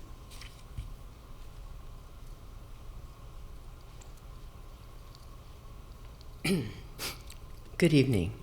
I want to commend the City Attorney, Chris Jensen, the City Manager, Pam Wu, and the City staff for their detailed and excellent revision of the City Ethics Policy. I also want to commend Mayor Hung Wei, Vice Mayor Sheila Mohan, and Council Member J.R. Fruin for their advocacy of a revised ethics policy in response to significant findings by the grand jury, substantiated later by the highly accredited and experienced independent investigator with additional findings. I've been very disappointed with the two-sided city council members walking off the dais rather than answering any questions from the council or the public. Instead, the two-sided council members have made very strong statements attacking the grand jury process and the independent investigator, and never said anything to show remorse for their actions that led to their numerous citations by the grand jury and investigator, which is the law of the land. Elected officials should follow the law of the land. The grand jury report and the independent investigator made real findings. Those findings are based on evidence. Council members wasn't under scrutiny for asking questions. It was under scrutiny for violating its own municipal code and individually directing the activities of staff outside of council meetings in contraindication to our form of government. An elected official needs to demonstrate the highest standard of following the laws of the land, which includes the city laws, the state laws, grand juries, the laws of the land. They cannot go and complain about those laws and act on their own feelings of what is right. So I want to commend once again, the city manager, the city attorney, and the 3 council members that have been advocating strongly for a good ethics policy. Hung Wei, Sheila Mohan, and Jara Fruin, thank you for your excellent service. And I'm hoping that Kitty Moore and Liang Chow will start demonstrating behavior that is more in line of what an elected official should do. Thank you. Thank you, Louise. And our final speaker will be Glenn Fischler. Welcome, Glenn.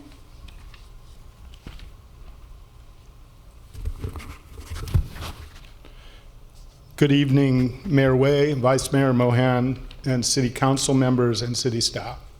My name is Glenn Fischler, and I'm a longtime resident of Cupertino. I'm here tonight speaking in support of Resolution number 23122, which would adopt the City of Cupertino Code of Ethics and Conduct for elected and appointed officials and rescind the current ethics policy. I've been following this issue for a number of months as it's been brought before you, and I do believe it's much needed. I also want to thank city staff for doing a fine job of redlining the 2018 Code of Ethics, which is what you were asked for before. I think the result is an improved Code of Ethics in Cupertino for elected and city officials. Please follow the advice of staff and adopt the new ethics policy. Thank you. Thank you, Glenn. Mayor, no further speakers? Thank you, Madam City Clerk. I'm going to bring back to council for discussion. Do we have council members who would like to make some comments or discuss the ethics policy in addition to the questions we have posed? Councilmember Chow? Sorry, I have please. one more question. So this current policy, first I'd like to thank City Attorney for really a great revision that has really summarized a lot of our comments and concerns. I'm really happy with this revision that we see before us. And just one question is, this right now covers both city council member, commissioner, and some city staff. But I'm curious, but most of the enforcement applies to only council member and commissioner. And I suppose it's for city staff, there are separate procedures. Could you clarify those? So yeah, so those aren't spelled out in the policy. I think the assumption is that enforcement for city staff would be through our normal disciplinary processes for, so, you know, ultimately city staff are either answerable to the city manager or the city attorney. Mm-hmm. Yeah, thank you, great. So first of all, I have objected to the November 2018 Code of Ethics because that document appeared out of nowhere on November 20th under an agenda item that doesn't even mention Code of Ethics. The agenda item was titled Improving Communication with Commissions. That's not the kind of process we should use to adopt any city policy. It was rescinded because it's a document that really should, it's against the entire Brown Act, against the proper open city government. And then we did not spend time to really have more detailed Code of Ethics. So I'm happy that this version before us went through the study session of all the council members, and when we have made comments. I would have liked that this also was sent to all the commissioners for their comments, because they are the ones who also will be complying with this policy. And so I'm happy with this version before us. But the 2018 version also did not have any details on the enforcement. It was very vague. So I have no idea why the grand jury would make that a big issue. But the current version before us has added a little more detail, a little more process, at least the requirement of notification, and then the ability for the accused member to respond to this any accusation. Because as we all know, anyone should be not assumed guilty until proven. So this, and then we should not make this process to be allowed to allow people to publicly condemn people without any accusation. Just like some public members have said about municipal code violation. There has been no municipal code violation found by the fact-finding report. One was found, referred to the district attorney, and then there was no evidence to support that.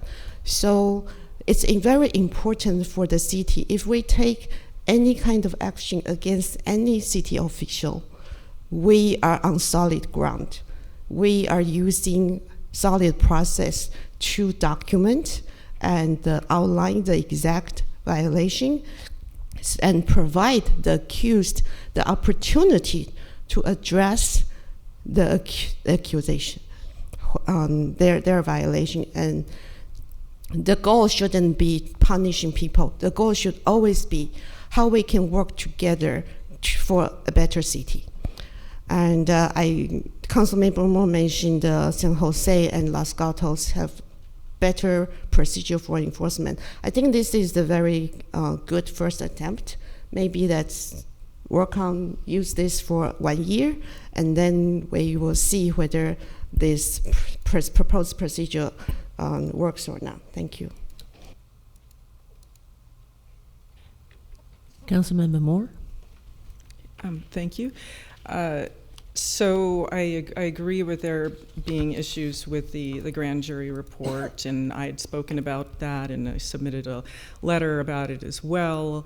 I was accused of having asked staff members about credit card charges, and that was completely untrue.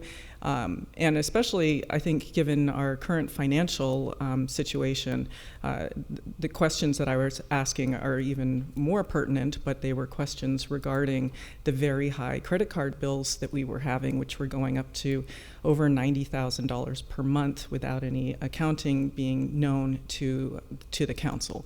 So I did ask the city manager and was presented in hard copy of some statements to explain, and I was given some more information which I can't speak about. I do think that there are some great sections in here. I particularly like the conflict of interest portion. I do think it would be great if this were to go to the commissions for their feedback, but I'm still stuck with not seeing a process for admonition and censorship, which our neighboring cities have. So ordinarily, I would think that if we're trying to add a new policy, that we would look at the cities around us and see how they're operating, and see if there's elements that we would like to adopt here.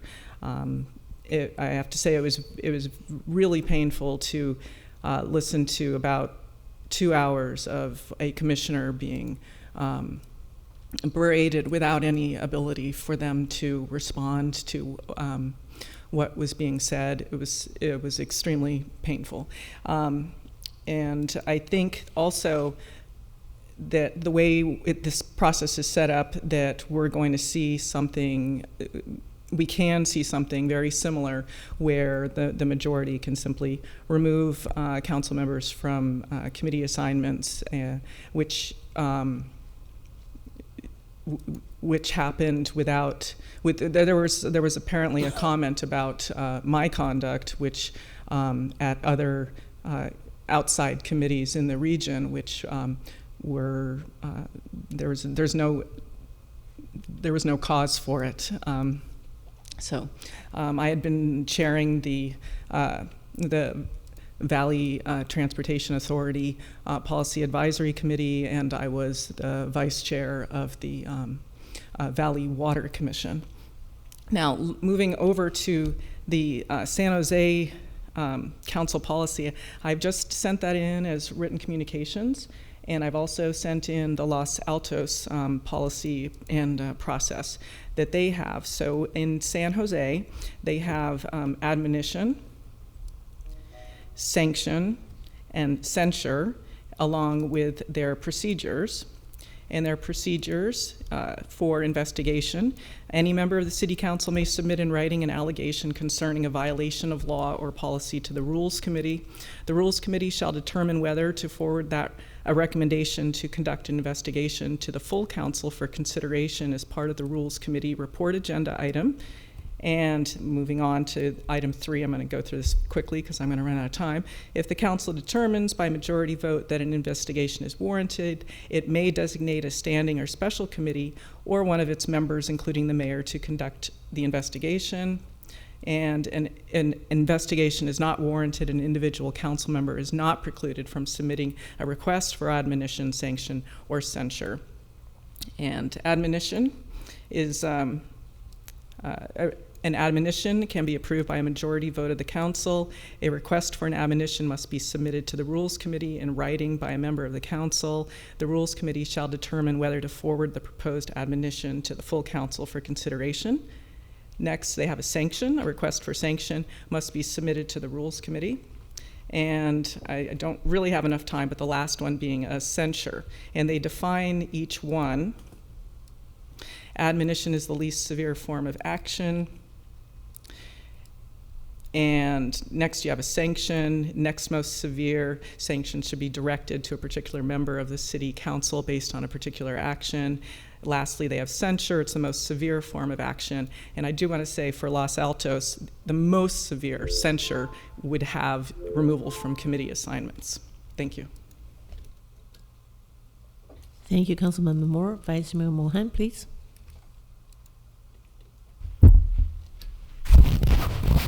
Thank you, Mayor. We have been debating this issue in great detail, at least for the 11 months that I've been in this position. Today's item is a comprehensive document that accounts for the various concerns raised at different points by different reports. And it is a document which follows the direction that the council gave to the city attorney in September. I am satisfied that the direction has been followed by the city attorney, and that all the various concerns that have been addressed at various points in the last 11 months have been addressed and acknowledged. One of the directions that we did give the city attorney and the city manager was to periodically review this policy. So I am confident that if something here is not working, we can come back and revise the policy if it is appropriate at an appropriate time. So for now, I'm satisfied with this report. And if appropriate, I'd like to make a motion to adopt the city's code of ethics. I'm happy to second. Councilmember Foon, I'm open for discussions. It's being moved and seconded. Councilmember Foon. So I'd have a couple of friendly amendments to make. One is to add the language that we discussed earlier about Section 22C, involving conforming the language for council members and commission members. So it would read, if an individual commissioner or non-council committee member is contacted by the media, such commissioner or member should be clear about whether their comments represent the official city position or a personal viewpoint. And then secondly, that we would bring back the Code of Ethics and Conduct of Elected and Appointed Officials for review contemporaneous with any review that we perform of the Council Procedures Manual. They seem to go together and they should knit with one another. And then thirdly, that the city attorney be authorized to make any non-substantive grammatical corrections to the code. So we have a friendly amendment. I'm going to ask the motion as Vice Mayor, and then second, Councilmember Chow, would you accept the friendly amendment? Vice Mayor Mohan? If Councilmember Fruin could repeat it one more time, I'd be more comfortable with it. Would it be easier if I emailed it to the clerk for you to see? Yeah, that'd be great. Thank you. That would be easier. I have a friendly amendment also. Should I mention that now or wait until we get the clerk's? Let's wait until we receive or accept the first or not, and then we can entertain a second friendly amendment.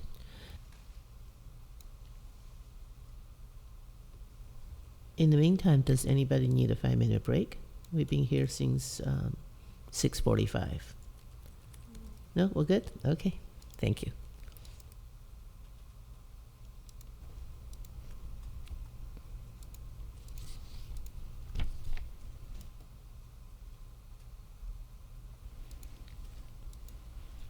I'm just waiting for it to That's okay. get through In the meantime, our server. is it okay if I make my comment? Okay. Okay, so my comment is very general. We know that council has laws to follow, but council members need to follow a higher standards of behavior above the law. We represent our residents in our city. It's very important that we conduct ourselves in a higher ethical standards. So I'm hoping that this code of ethics will constantly remind us that we have laws to follow, but we have higher ethical standards that we uphold ourselves as elected officials. And also as our appointed officials, they're also officials. So I'm hoping that our appointed officials would do the same. And I am very pleased that because City Attorney Jensen did incorporate and put our staff in the same position, even though staff has a different disciplinary track, but we're all in this together. Our elected officials, us, the appointed officials, and our staff. It's very important that we set good examples for our residents, and we really hold ourselves in a higher standard than just abiding by the law. So, are we ready? Okay. Yes, I will pull it up. Member who? Yeah, before we continue, I know that I have a little bit of time left. I would just encourage the public to review the rest of the documents that are part of this item in the packet today. One of the things that is there is the independent fact finder's report. It is very clear about the amount of evidence that there was a violation of the municipal code. It is an incorrect statement of fact to claim that the district attorney did not, that the district attorney weighed in on all of that, because that is not the nature of what was referred to the district attorney. So I would simply put that out there because I think it's important that everyone on this dais recognize that there are objective facts and that we should be comporting ourselves accordingly. Thank you. Madam City Clerk, do we have it? Yes. Thank you. You should be able to see it now. Okay, thank you. So, Councilmember Fern, would you like to read it, since you're the one who wrote it? Sure, that in addition to the motion made by Vice Mayor Mohan and seconded by Councilmember Chow, that we add the additional direction, that the following language be added to Section 22C, quote, if an individual commissioner or non-council committee member is contacted by the media, such commissioner or member should be clear about whether their comments represent the official city position or a personal viewpoint, unquote. 2, that the code of ethics and conduct of elected and appointed officials be brought back for review contemporaneous with council review of the council procedures manual. And 3, that the city attorney be authorized to make non-substantive grammatical corrections to said code. So I'd like to ask the motion, Vice Mayor Mohan, would you like to accept the friendly amendment? I will accept it. And seconder, Councilmember? Yes. Okay.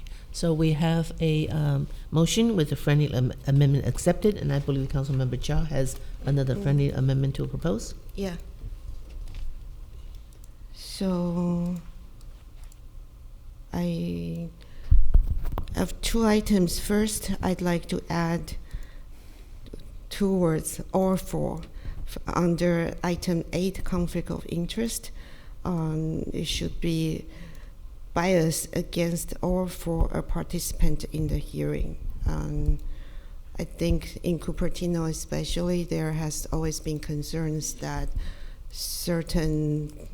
there is favoritism, so we need to ensure that does not happen. And the second item is also, I think, under item 8.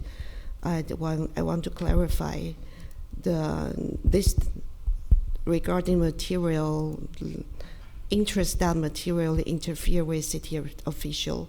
I'd hope to add, this does not prevent the city officials holding strong opinions on policy decisions from, maybe I need to reword, from participating in policy decisions. Holding strong opinions from participating in policy decisions.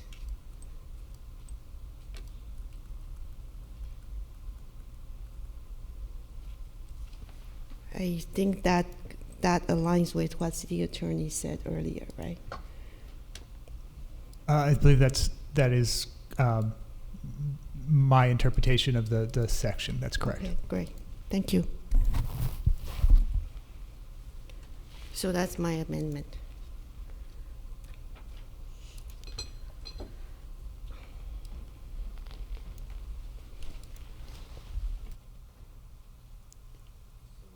The motion maker accept these two items?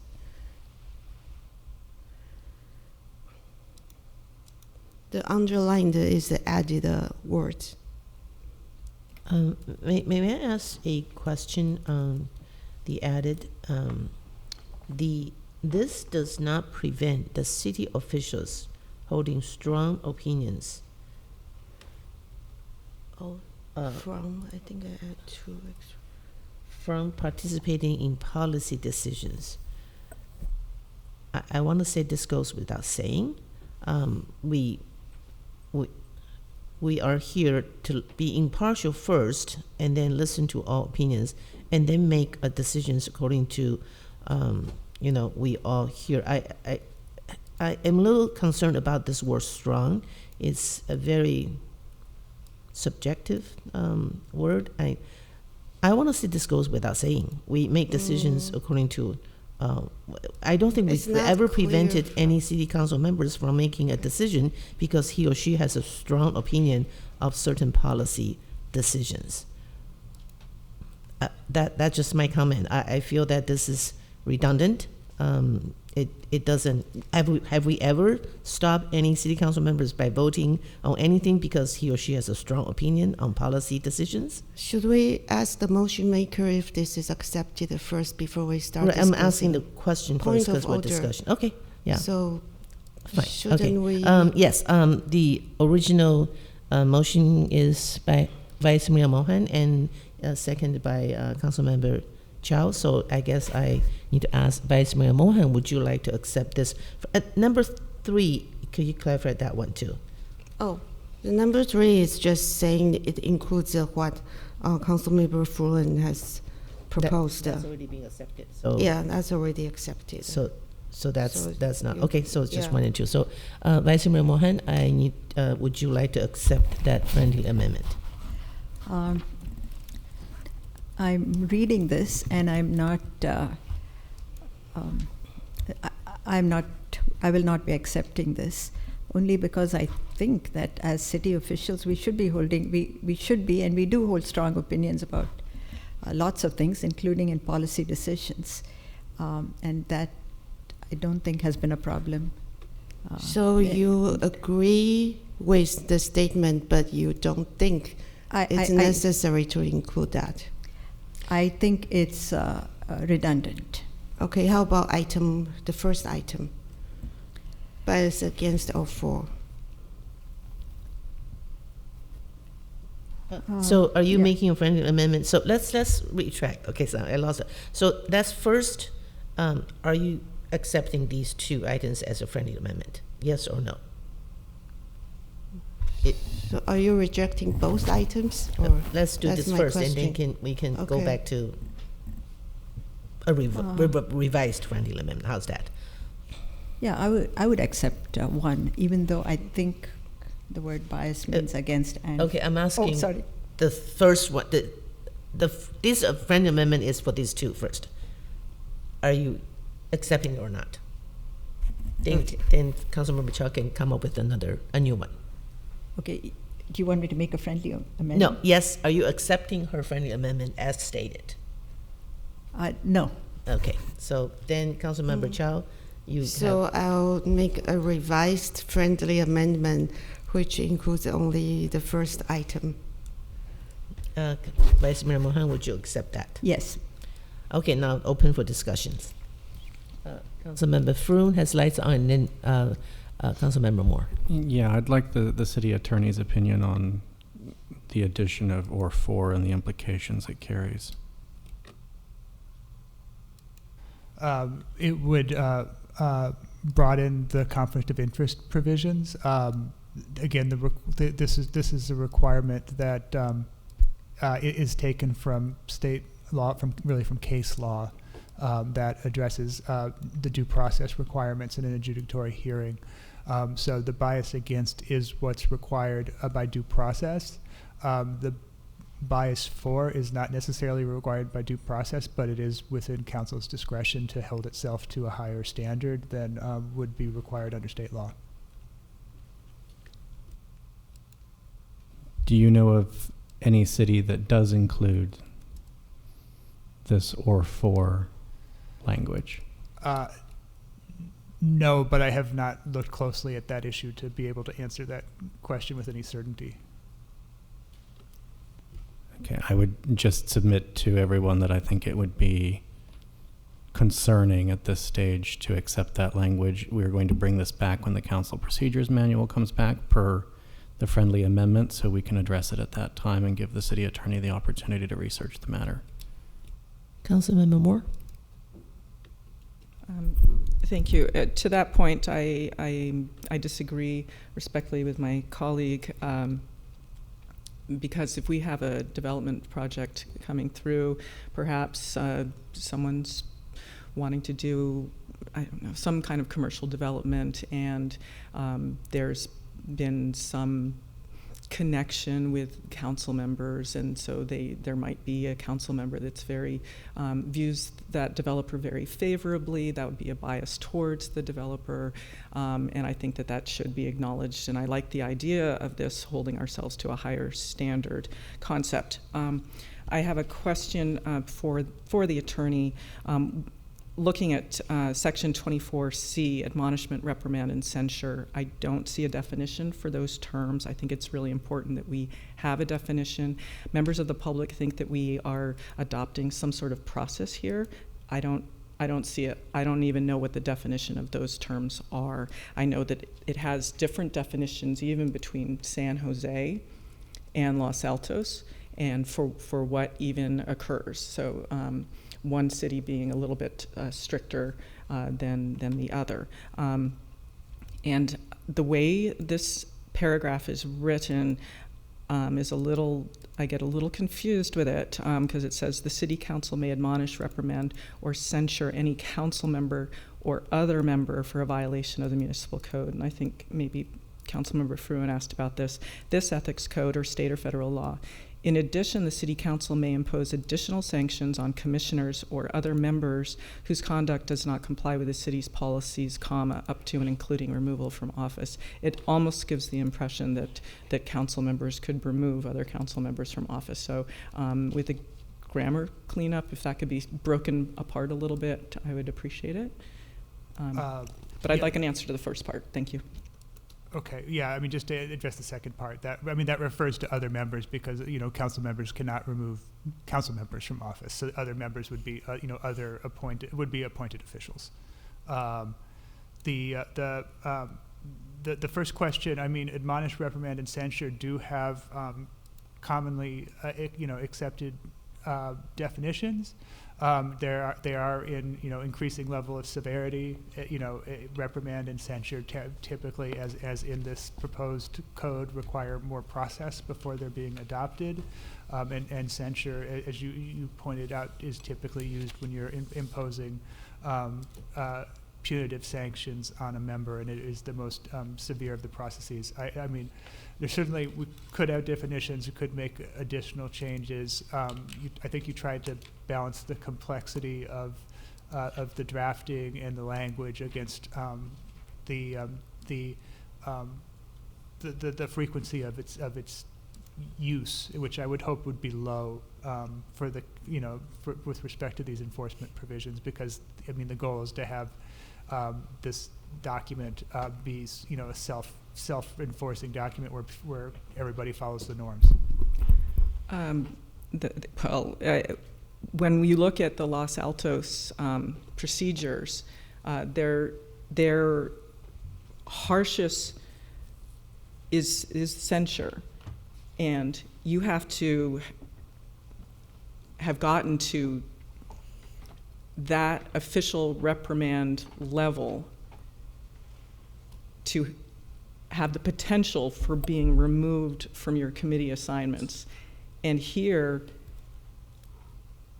it's unclear if an admonishment would remove people from their committee assignments, a reprimand would remove them from their assignments, or is it a censure, or is it more like San Jose? Because I wasn't actually seeing in San Jose that they even remove people from their assignments.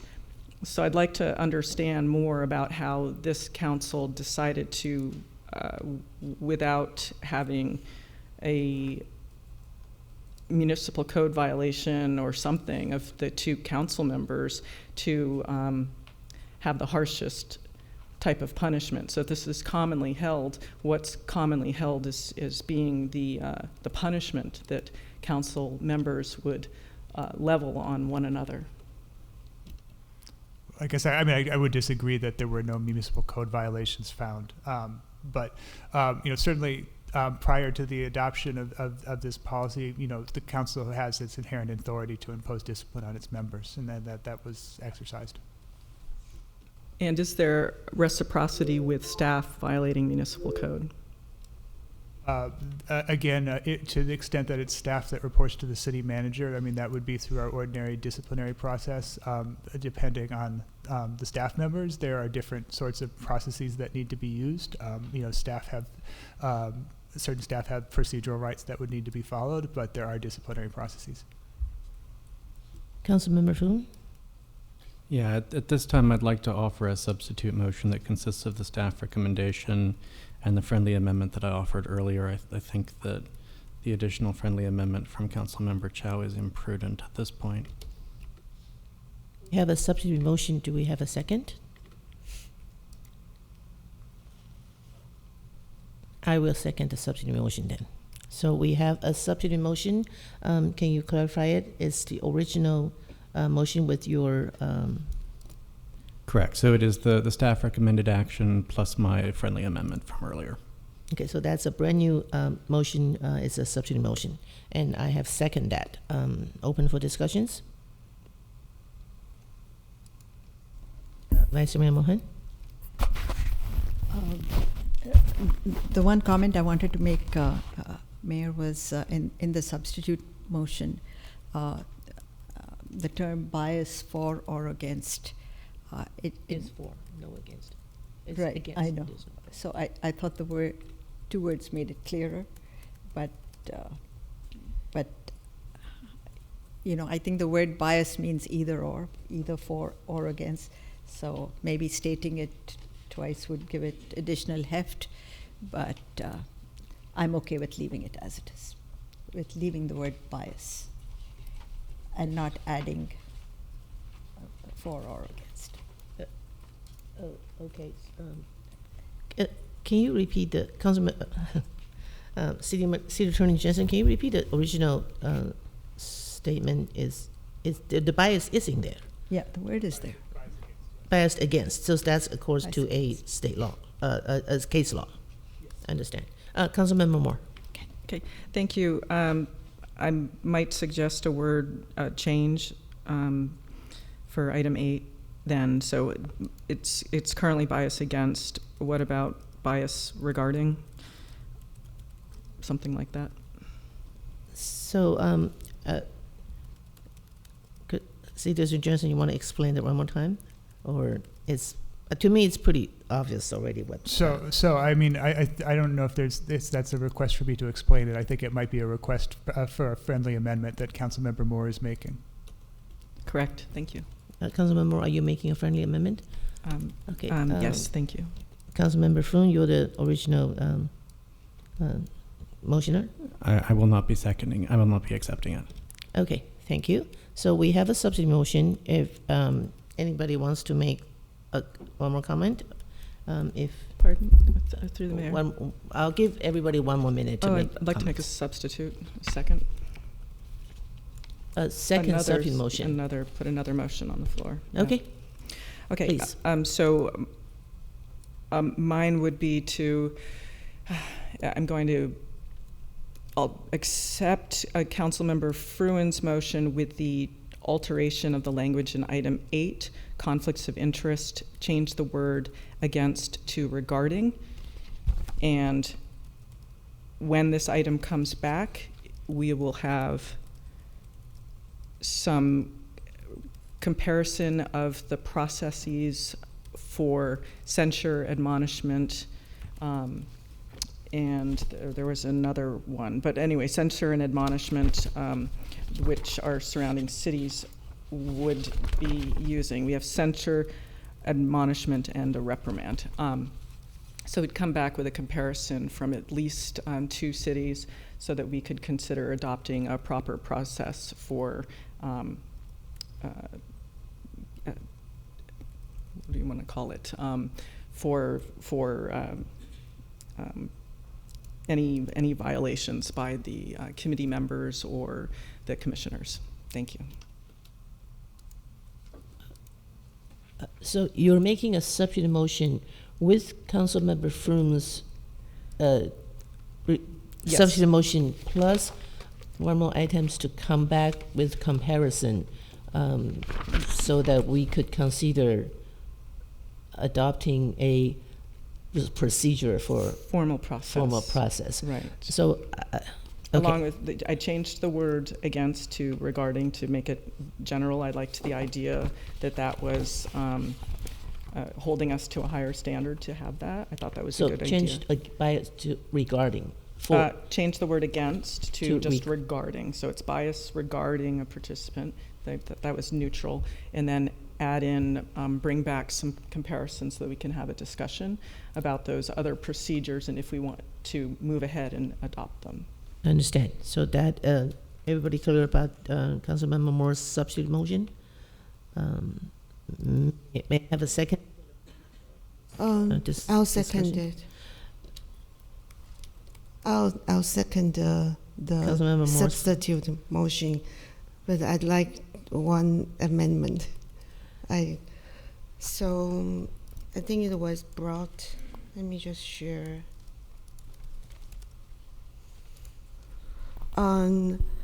This section was mentioned on the City Council may impose additional sanction on commissioners or other members. But City Attorney clarified other members means other appointed members, but on they commissioners. So maybe we should just strike or other members to be clear. Are there other members that's not commissioner? Non-council committee members. Mm-hmm.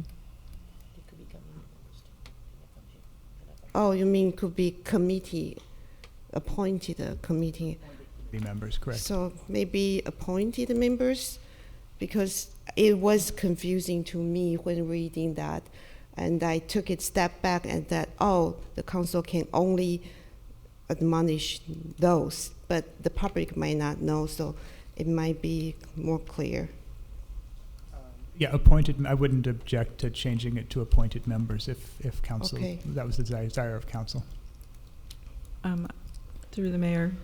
Friendly amendment, are you accepting it? I accept it, yes. Okay, so we have a substitute motion on the table with Councilmember Moore's substitute motion plus friendly amendment by Councilmember Chow. Any comments? Yeah. Do you have a comment? I do have a comment.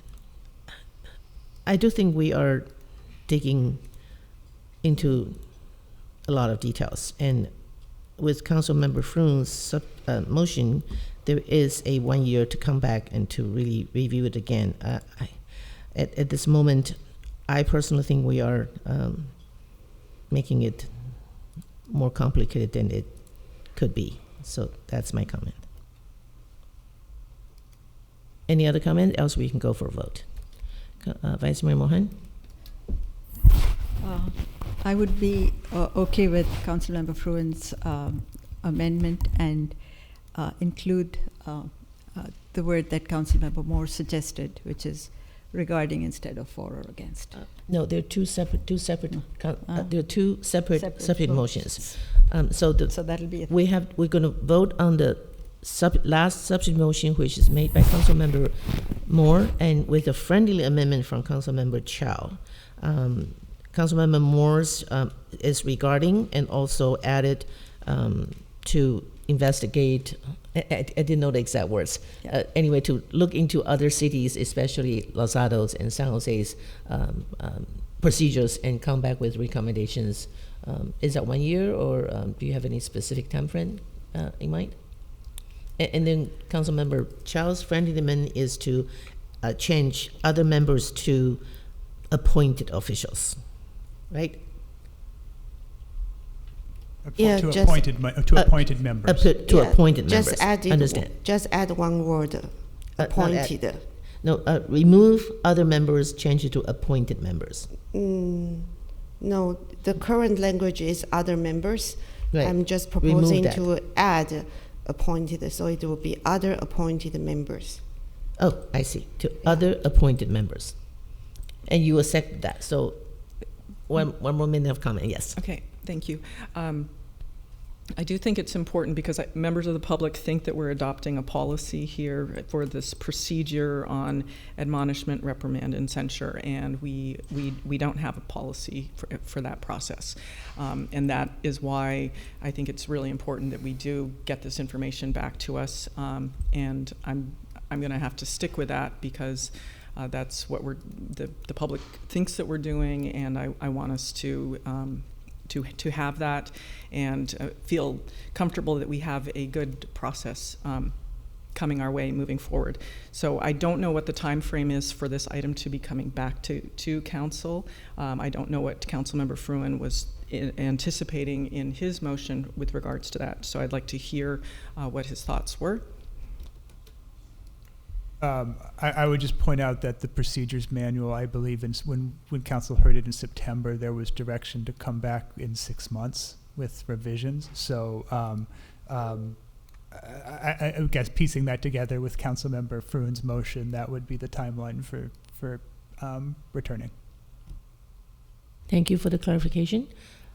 So if there's no more discussions, we're going to vote on the substitute motion, but I do have a question. I think the item on bringing back from Los Altos and San Jose, that language is not clear because I tried to define it a couple of times. Every time I said it was different. I don't want to put our city clerk in a position to clarify. So it is Mayor, 8:45. I have it in written form in my. You do? Okay. Could you show it? Okay. So that was substitute. So I add. So Councilmember Moore. I added clarify the terms admonishment, reprimand, and censure, and the process in a future revision. That's okay. Yeah. I don't think that I don't know if that's exactly what Councilmember Moore said, but I do understand. I mean, I think that captures the spirit, and I do understand what she said. Mm-hmm. Yeah. Okay.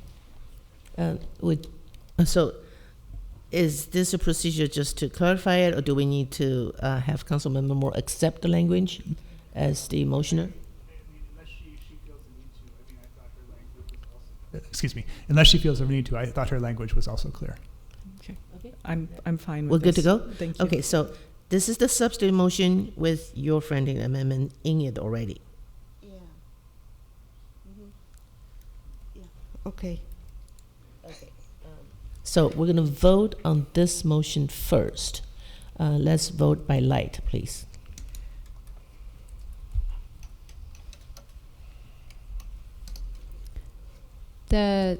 So this is Moore's second. This is Moore's substitute. It's the second substitute motion. The third. Oh, the second. Oh, yeah. It's the second. Actually, I think I was confused. The third motion, the second substitute motion. It's. I think it. Okay, I apologize. Do you need me to move for reconsideration? Yes, please. And I move for reconsideration. I'll second that.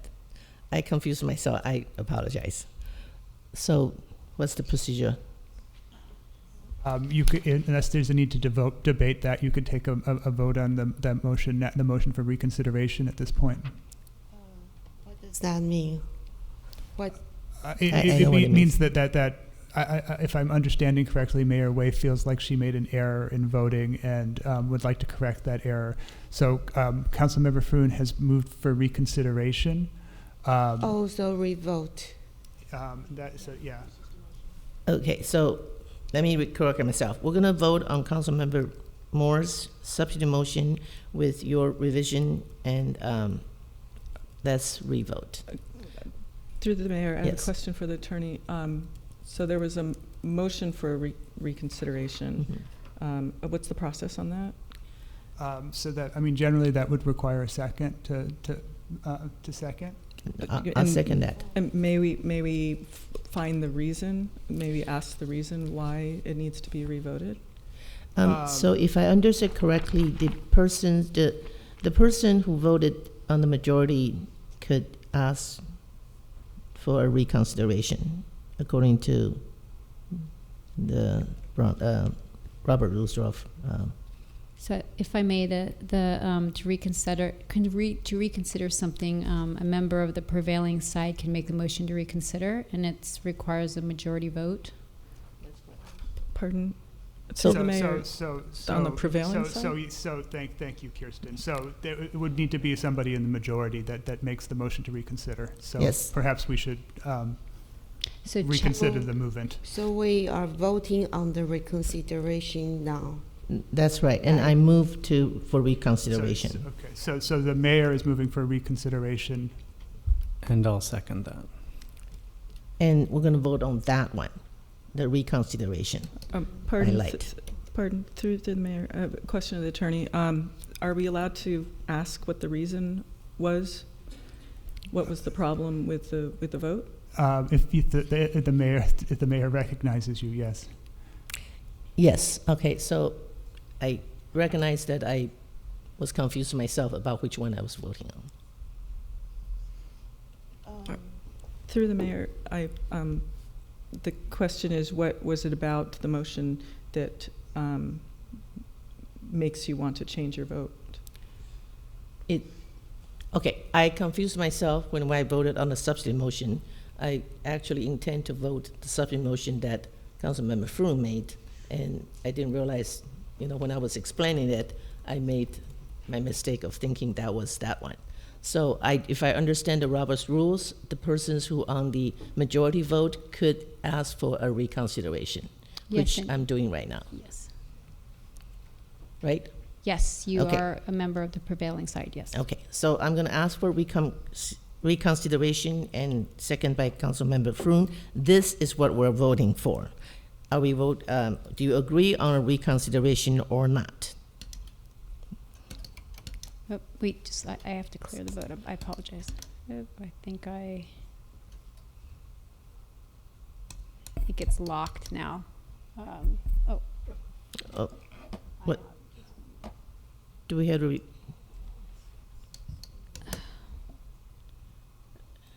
I think There we the go. vote is that. Now we. There we go. Okay.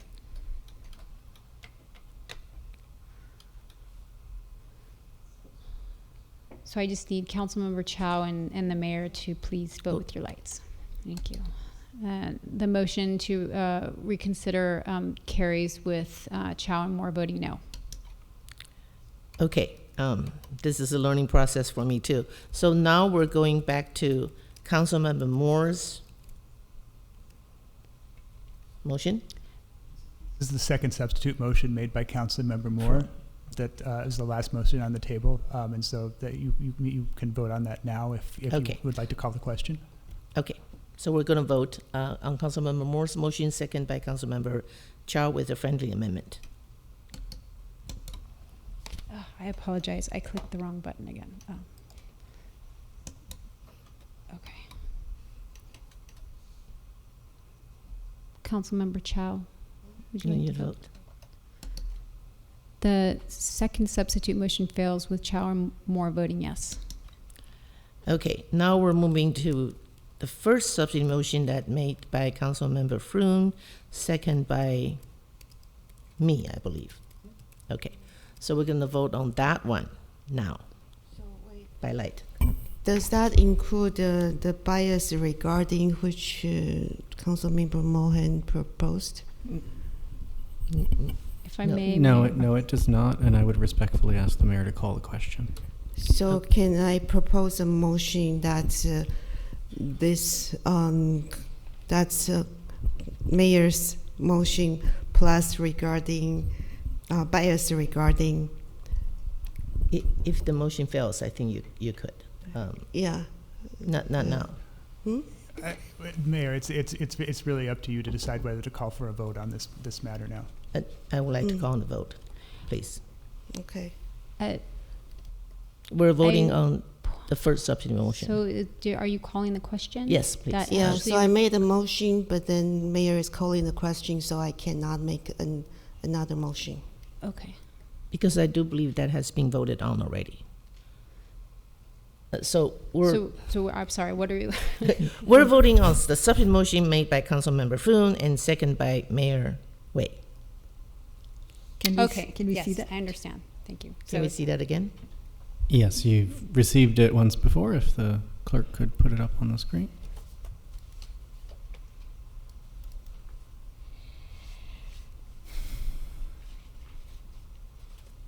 Can you see that?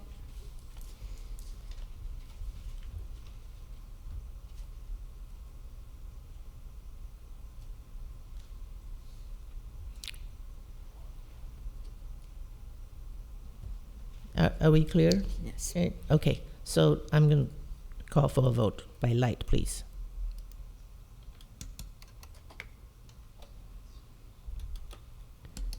So Fruin's the first substitute motion carries with Chow and Moore voting no. Okay, thank you. I do want to apologize. After almost Mayor 1 year, there's always something to learn. I do believe this item is finished. We are going to move to item number 14. Do we need a break? Okay, so let's take a 5-minute break, 6 minutes until 9 o'clock. Meeting, please. We are going to move to number 14. To be determined list, TBD list of agenda items requested by city council members. The recommended action is to review the TBD list and modify the list as recommended by staff. Do we have a presenter, City Manager Wu? Thank you, Mayor Wei. I am your presenter for this item. So under the adopted policies and procedures, the city manager's office brings to you the list of future agenda item that has been requested by council members. So in the staff report, we have identified a total number of 7 items that were added by council members and also listed with a variety of recommendation. And just to kind of bring you up to speed, so there was a TBD item proposed by Councilmember Moore and second by Councilmember Chow regarding the Valco development. So staff recommending that we will be bringing an informational update probably in the springtime of next year. And then the second item is to review the current bingo and hidden treasure event program and operation. And staff proposed to bring policies and procedures for further review by council also next spring, March-ish, and this will align with the next budget cycle. The next item is to review the golf course fee increase. And then, so staff's recommendation is to provide an informational update on this matter also in the next spring 2024 timeframe. And the reason being is that we're currently working on the Q1 update and also working vigorously on next year's budget. So this will dovetail into the next year budget. The next item is requested by Councilmember Moore, second by Councilmember Chow, to expand the current noticing requirement from 300 feet to 500 feet. This was discussed by council in June and was instructed by council to maintain this item on the TBD list. Staff is bringing this item back to you and recommending this item to be no longer pursued due to staffing resource constraint at this point. And the next item is recommended by Councilmember Moore and second by Councilmember Chow to look into the current hybrid function. And this item has been already included to your packet today to provide the background information and answers to Councilmember Chow's questions. Next item is an update from the Cupertino Sanitary District, and this item is also included in your packet for today's meeting that has the responses to Councilmember Moore's questions. The very last item on the list was proposed by Councilmember Moore and second by Mayor Wei to conduct a nexus study for the traffic impact fees. And staff is currently working on this item and will anticipate a completed nexus study for council's review before the end of calendar year next year. So that's the list of the currently maintained TBD list for a total items of 7. And staff's recommendation is for council to consider the recommendation outlined in the staff report. Can you display the items on the? Kirsten, can you do that? It should be part of the staff report. Thank you. And I'd like to open up for council questions before I open up for public comments. Councilmember Moore. Thank you. I was wondering, because you're mentioning that the transportation impact fee nexus study in that list,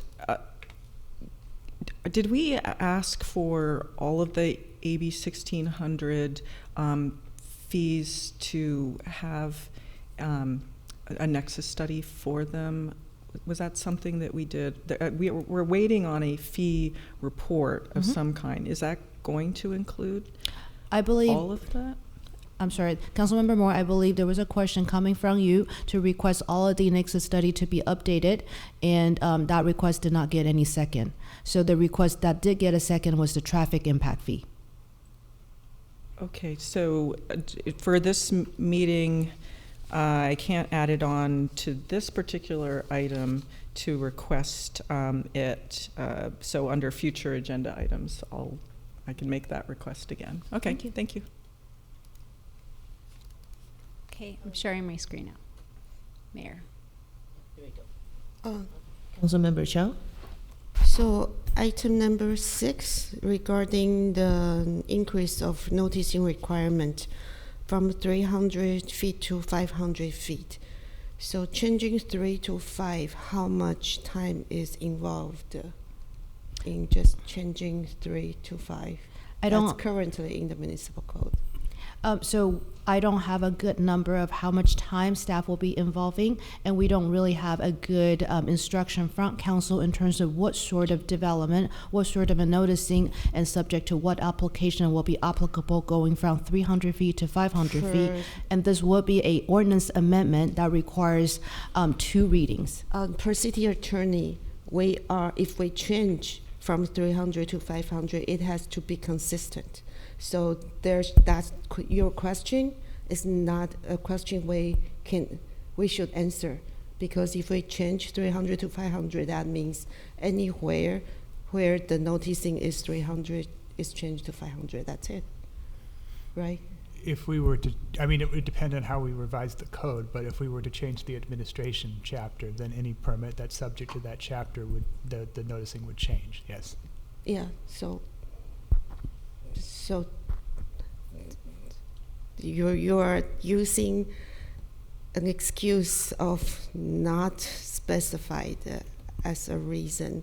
So my question is, okay, given that for the permit section, as attorney stated, how much staff time is required to change number 3 to 5? I don't know. Are we legally required to do some study, or can we just make this a municipal code amendment, just like we did today with the cleanup ordinance, through changing 3 to 5? How is there any legal requirement for other things? The legal requirement is to provide a 300-feet noticing requirement for certain applications. And we're currently complying with that requirement. So changing from 3 to 5, how much staff time? I don't know. I'm sorry. I'm asking city attorney. I certainly don't know the answer regarding how much staff time. I would say that the primary legal concern that I would see is that certainly a more burdensome noticing procedure could be seen as an additional barrier to the production of housing by HCD, and I would not advise that at this time. So the noticing requirement include the housing, but not could be for all kinds of things, right? Small cells, and that was the original. Correct, although most small cells aren't subject to the zoning ordinance. Mm-hmm. Okay, thank you.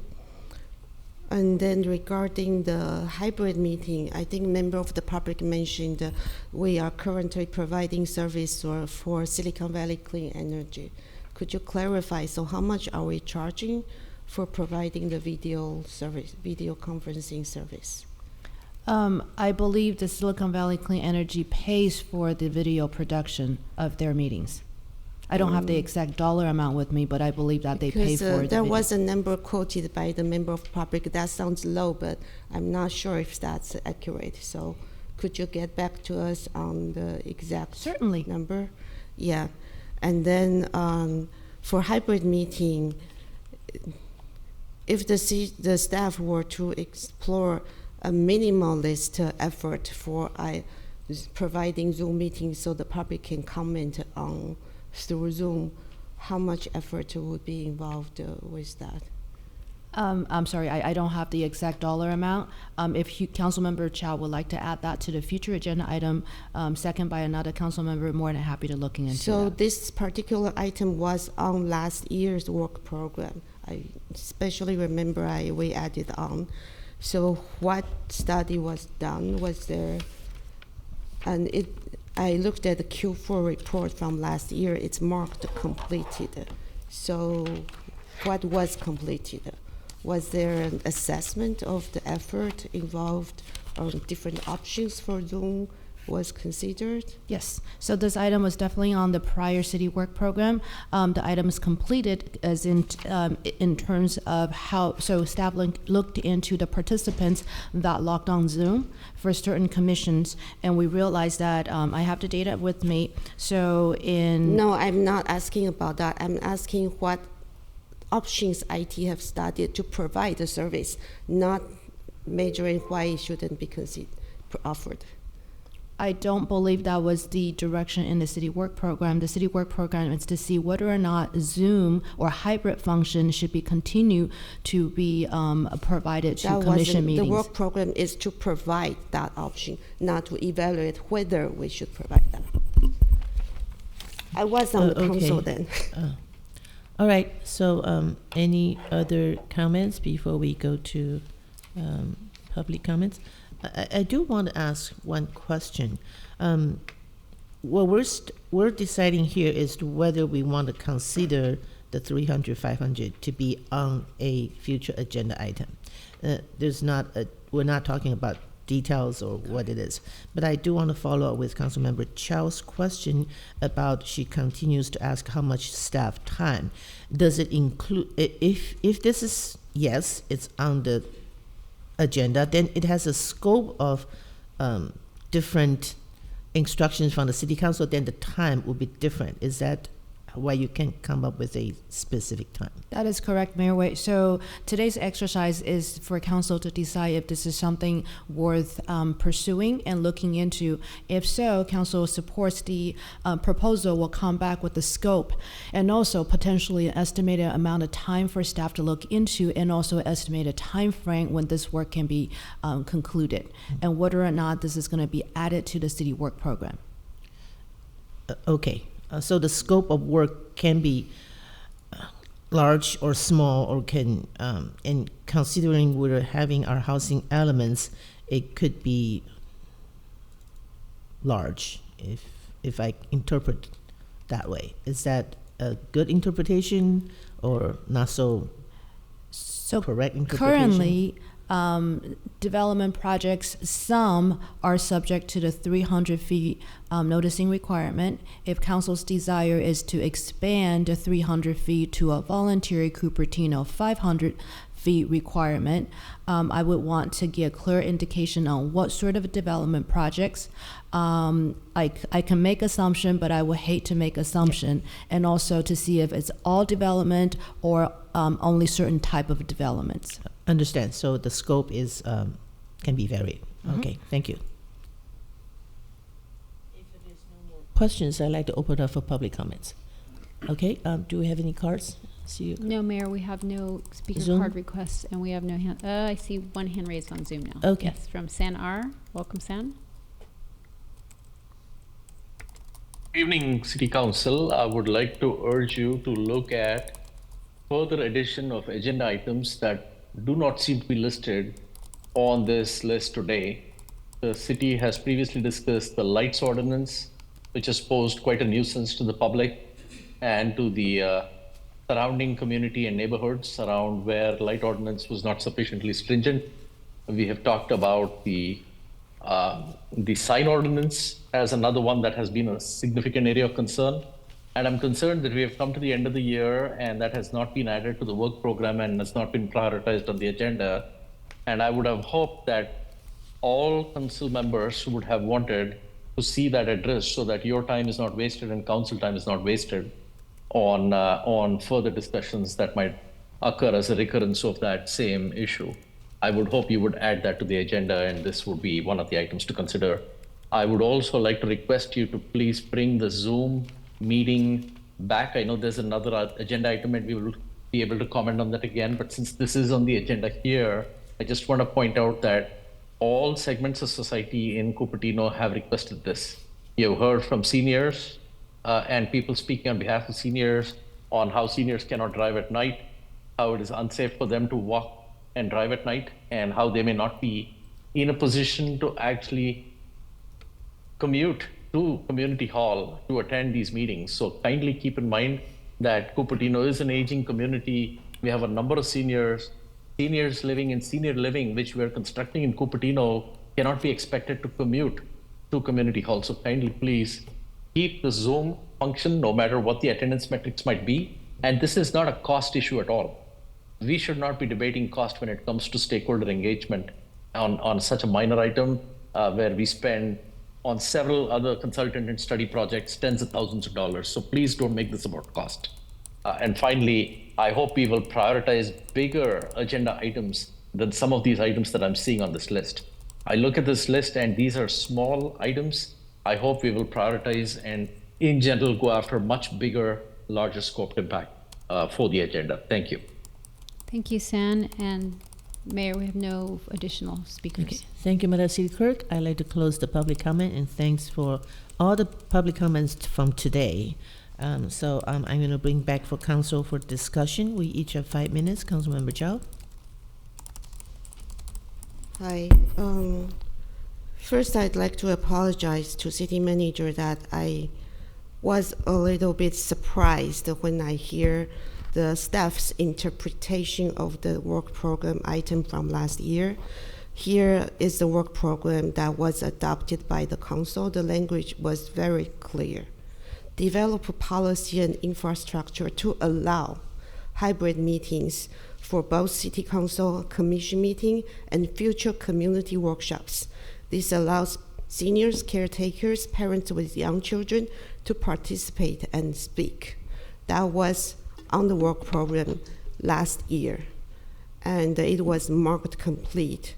In the Q4 report, the project size was small. The budget was $15,000, not including staff time. So I would like an update on this particular project, on what exactly we have evaluated to allow public meetings, not deciding whether it should be continued. Thank you.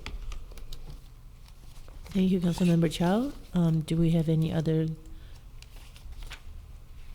comments? And Councilmember Moore? Thank you.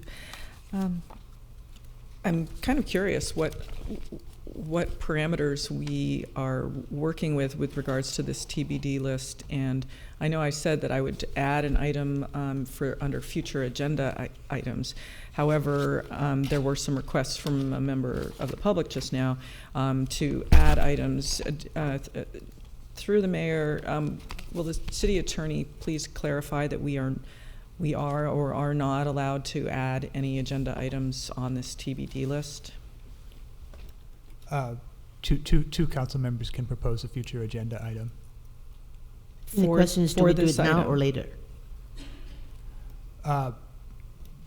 So there's not a specific time to do it, but we generally set aside the time at the end of the meeting to consider future agenda items.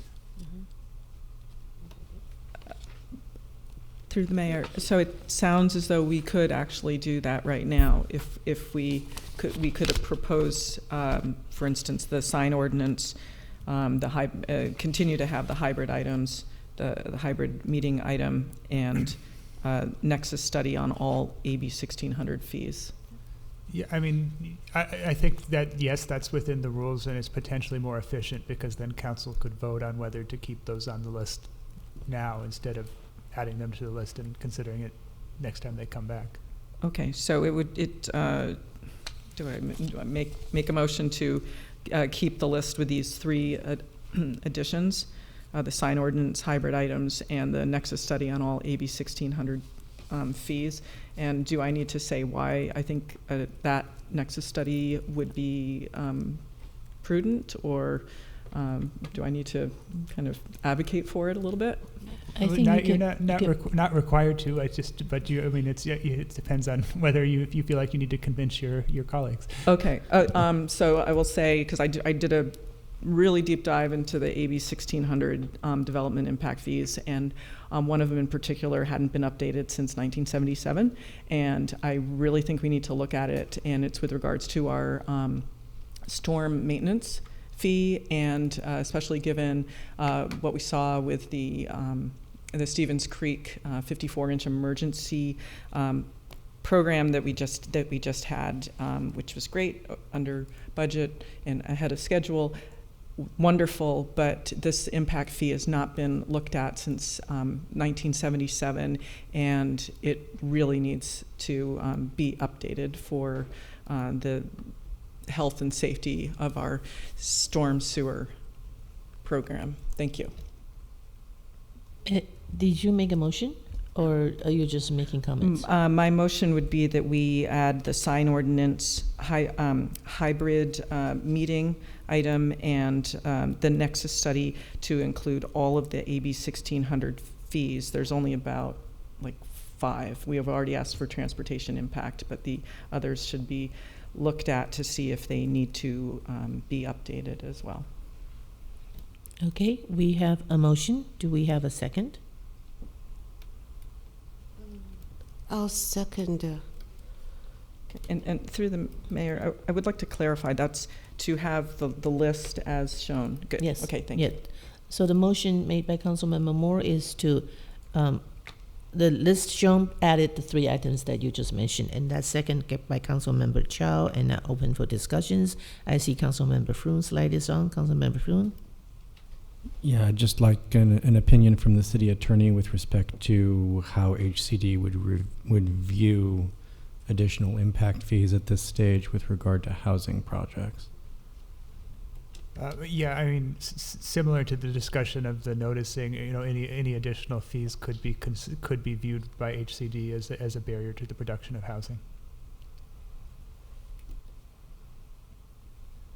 Councilmember Froome, do you have further questions? Yeah, so I'm inclined to generally support the other two additions that Councilmember Moore has offered, but this last one, for the reasons that we just described, I'm uncomfortable with right now. If there is a means for Councilmember Moore to narrow it, then I could potentially support it. Would you like to make a friendly amendment? I'll make a friendly amendment that we strike the nexus study portion. Councilmember Moore, would you like to accept that? We need to show that there is a relationship between the fees and the impacts of the development for which the fees are collected. So if we're looking at a 1977 value, I can't accept it. It's just too far out of alignment. It's not being accepted. Okay, we still have the original motion on the table. Councilmember Chow, your light is on. I think you have 3.5 minutes. A question. So the current, on item number 9 on the current TBD list is nexus study for traffic impact fee. That the comment from staff is it will come to the council on end of next year. So what you are proposing is nexus study for the storm drain and what other things? So I think Councilmember Fruin is saying if you narrow the scope, he would consider supporting. So how would you like to narrow the scope? To not include a housing project, for example? Basically, yes. Through the mayor? Yes, you have time. I am willing to limit it to the storm drain AB 1600 fee and keep the traffic impact fee, the transportation impact fee nexus study. So just add one. And more. I remember that could I? Okay. Discussions, please. So the motion. So I will amend my original motion if my seconder will accept it to not look at it, have a nexus study for all of the development impact fees, but to only do the transportation impact fee mentioned here and add the AB 1600 storm drain fee. Is that your friend? I wasn't a motioner or a seconder, but yeah, we're looking at your friendly amendment for them to accept. That is what I would accept. I Okay, would so accept that's as the seconder. okay, very well. So if I can clarify it, Councilmember Moore is motioning to accept the staff recommendation plus adding the drain stonage nexus study fee item. And I did add the sign ordinance and the hybrid meetings. I understand. Okay. So open for discussion, Councilmember Vice Mayor Mohan. Thank you, Mayor. I was hoping to get an answer from the staff. When was the storm drain fee expected to be reviewed? Is there a timetable? We don't have that information available for you, Vice Mayor. We can get back to you. We can definitely get back to council. Okay. And my other comment was about the sign ordinance. When we discussed it way back, it seems like a long time ago, but I think it must have been 6 months ago or something. But we decided that the sign ordinance needed to be amended, but it was certainly not a priority because we didn't have another instance where the sign ordinance needed to be debated. So, and at that time, if I remember right, we had said if another case came before the council, we would consider the sign ordinance amendment at that time and not make it a priority at this point. Am I right? That is correct. I don't believe the sign ordinance is not on the city work program either. Okay. Any other comments? So, Mayor. Councilmember Chow? Okay, so I remember that the city did next study. Study doesn't mean we would increase the fee. I remember we usually even the study development include the commercial development, and usually the fee we charge is a small percentage of the impact that's assessed. And for housing, the council can choose at that time when the study comes back to not increase any fee. So doing a study should have nothing to do with increasing any should not be considered as a barrier to housing. Rather, if we are able to retrieve fees from commercial development, that would help provide services that would incur, so the city can do more to provide housing. Maybe we can collect more fees for below market rate housing. So this two doesn't really is not in conflict with each other, I think. So I would like the council to really consider evaluating development impact fee also. Thank you, Councilmember Chow. I do want to comment that I think I have my 5 minutes.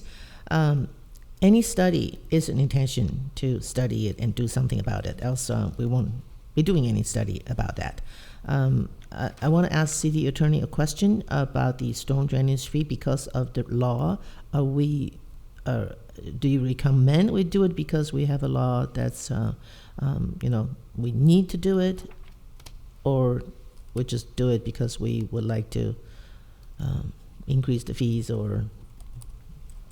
Yeah, I mean, so there would be a number of complicated legal issues that we would look at before recommending coming to council to revise the fees. I'm just not prepared to weigh in on those at this time. Understand. Okay. So I am uncomfortable adding more items. I think of the current list we have, we only recommended having one not being studied if we agree, and that the rest is going to come back in the spring. We're heavily loaded with future agenda items already.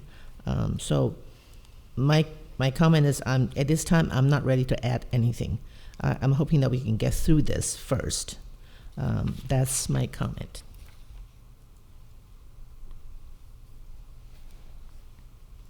Okay, if there's no more comments, Councilmember Foon. So in an effort to offer some compromise here, I'd like to offer a substitute motion that would include the staff recommendation plus the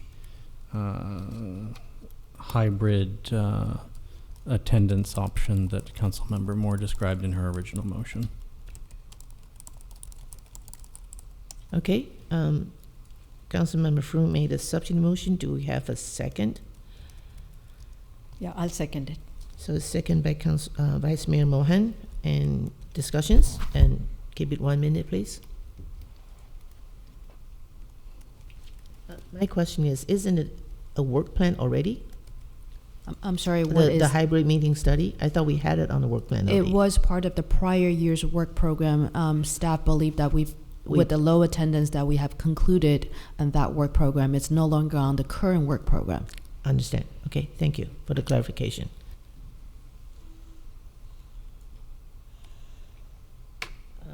If there's no more discussions and no more substitute motions, we have a substitute motion proposed by Councilmember Froome and seconded by Vice Mayor Mohan.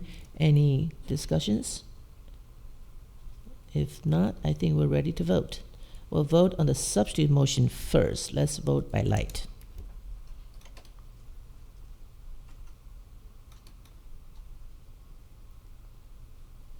Vice Mayor, will you? Yes, thank you. The substitute motion carries with Chow and Moore voting no. Okay, so we are moving on to number 15, which is council reports and comments. I believe 4 council members submitted our council reports. It's for public review. And Councilmember Chow, you didn't have time to do you want to make a couple minutes to report something? I'll submit the report later. Okay, thank you. So we are moving to city manager's report. Mayor Wei, we still have 2 items on consent calendar. Oh, I am so sorry. Yes, I totally forgot about that. We're moving back to the consent calendar that's being pulled. So you have item 8 and also item 10. We have a staff report available in the packet for the sheriff contract extension. We also issued a supplemental memo in response to Councilmember Moore's questions in regard to the donation. So Assistant City Manager Matt Morley and myself are here to answer any further questions that council may have. Okay, thank you, City Manager, to keep me in line to finish this agenda. So number 8 is law enforcement contract extension with the County of Santa Clara Sheriff's Office. I believe council questions first. I believe Councilmember Moore, you pulled this one. Would you like to ask questions first? Yes. So with regards to the supplemental report, I am not seeing it in the packet. I see item 11 and supplemental report, and then I see, for me, it's jumping from 6 to 11. This is item 8. So I haven't seen it. If someone could give me the gist of this supplemental report, or maybe I'm looking in the wrong part. You have supplemental reports and you have written communications. Is it perhaps under written communications? Or if someone wants to just give me the gist of it. So anyway, my concern is that back in 2018, Apple made what they marked as being a anonymous, I wish to remain anonymous was checked, donation using the standard donation form. They made a donation and they checked by the blank city department division, so that they wrote in law enforcement division, and for the following specific purposes, they wrote enhanced law enforcement services for the C5 beat that encompasses Apple Park, equivalent to 2 Santa Clara County deputies with patrol vehicles. These services shall be provided from October 1st, 2018 through June 30th, 2019. Annually, Apple intends to make a similar donation to support 2 deputies based on established rates. And then it was signed, and that amount of that donation, which I question the word donation when you're looking for something in return, but it was donating at that time $558,979. And the contract that we had was amended, and where the last page had redlined in, added services effective October 1st, 2018, 2 general law enforcement deputies for 2,725 hours. And my concern with this is that this money, well, now when you look at our law enforcement budget, we have about $1,462,646 as unspecified revenue in the law enforcement budget, and I'm wondering if that is how that original donation amount has grown. Is that for the 2 sheriffs? And I know that I asked previously during the budget time that we would specify in our budget book if that was indeed for the sheriffs for Apple or not, and it's still not indicating in the budget I believe it is.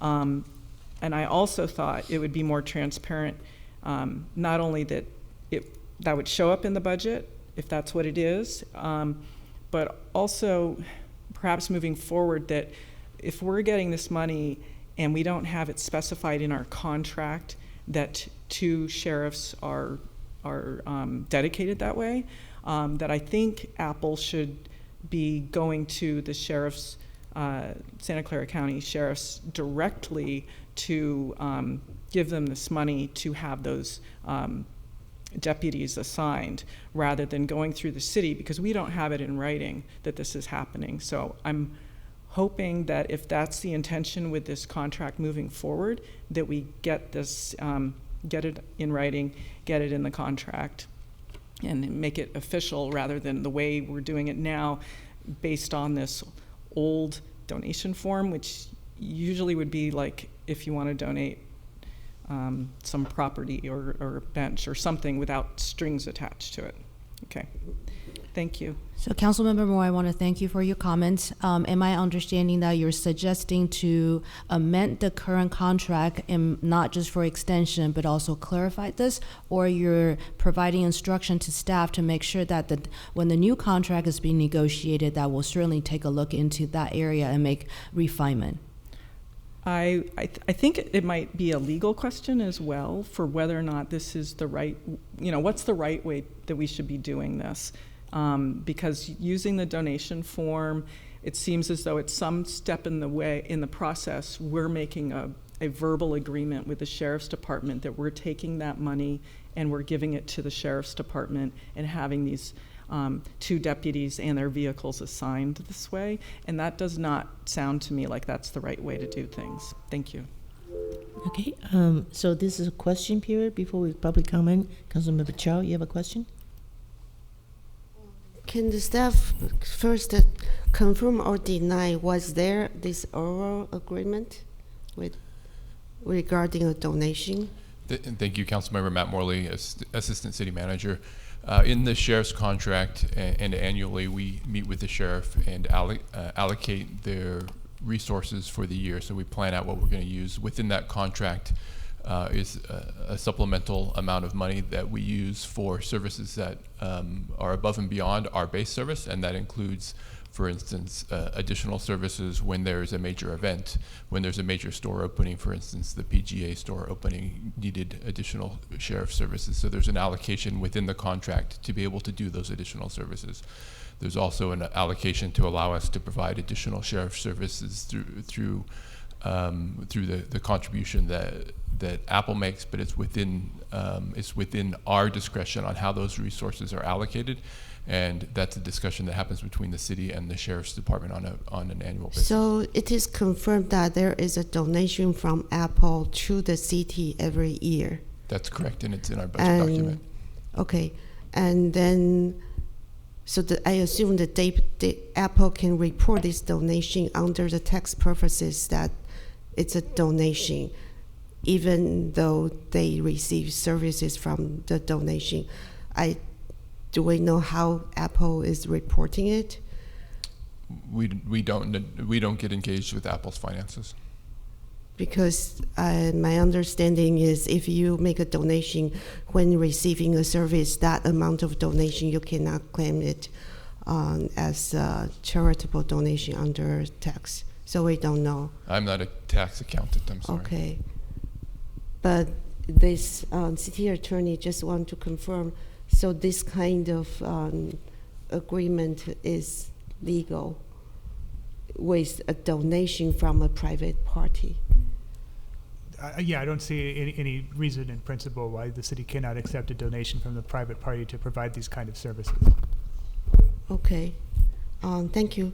And then another thing from the staff report is that we know the lease for the substation is up end of this year, right? The lease, not the contract. The lease for the substation is up shortly, and the sheriff is currently working on negotiating an extension to that lease. Mm-hmm. I remember I read it's December 2023, so it's like next month. It's June of next year, yeah. Mm-hmm. Oh, okay, June of next year. And then, so what's the plan right now? Are they exploring? So I think the lease will be a separate agenda item that we'll take to council. So they will identify a building, and then the lease will be held by the sheriff's office and not by the city. Mm-hmm. So that'll be something that the sheriff's office negotiates separately with the county. Was there an effort to build a station or not? I think I don't that think was that's agenda. I think Matt corrected my statement. I mean, I think my point was that the lease is not on the agenda today. Okay. So, if there was any effort to potentially build a police station, that's not on the agenda today. Correct. So, under what circumstances could this kind of question could be answered? You know, in a range of circumstances, but just not during a Noticed Brown Act meeting when it's not on the agenda.